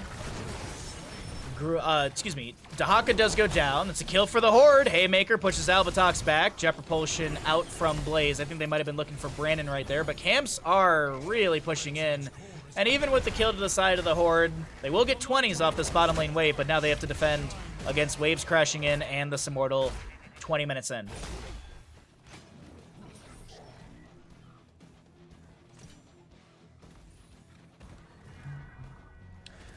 Alright, Blaze clears out the camp, mounts up and gets near his allies. We have the Repulsion, Burn Notice, Tooth and Claw, Top Off, and Redemption for our 20s here. This could be the push it to end things for the Alliance. Genji jumps in. He's already just going core. Sai is like, I want to use all my shurikens and Shingun value onto the core right now. And alright. There's the Cyber Agility, gets the reset. X-Strike from Genji onto the core as well. Immortals here. The shielding's already been scratched. Porky getting low. Crom trying to make his way back into this engagement. I believe he was Haymakered away as there's 30 seconds on that cooldown. The Immortal dropping down below 50%. Genji does go down. I don't think this is defendable, though. Wait a minute. No. Not with Vala still here. This should be enough damage just from Vala. And yes, clear was just a little too slow from the side of the Horde, and the Alliance takes this map. GG, well played.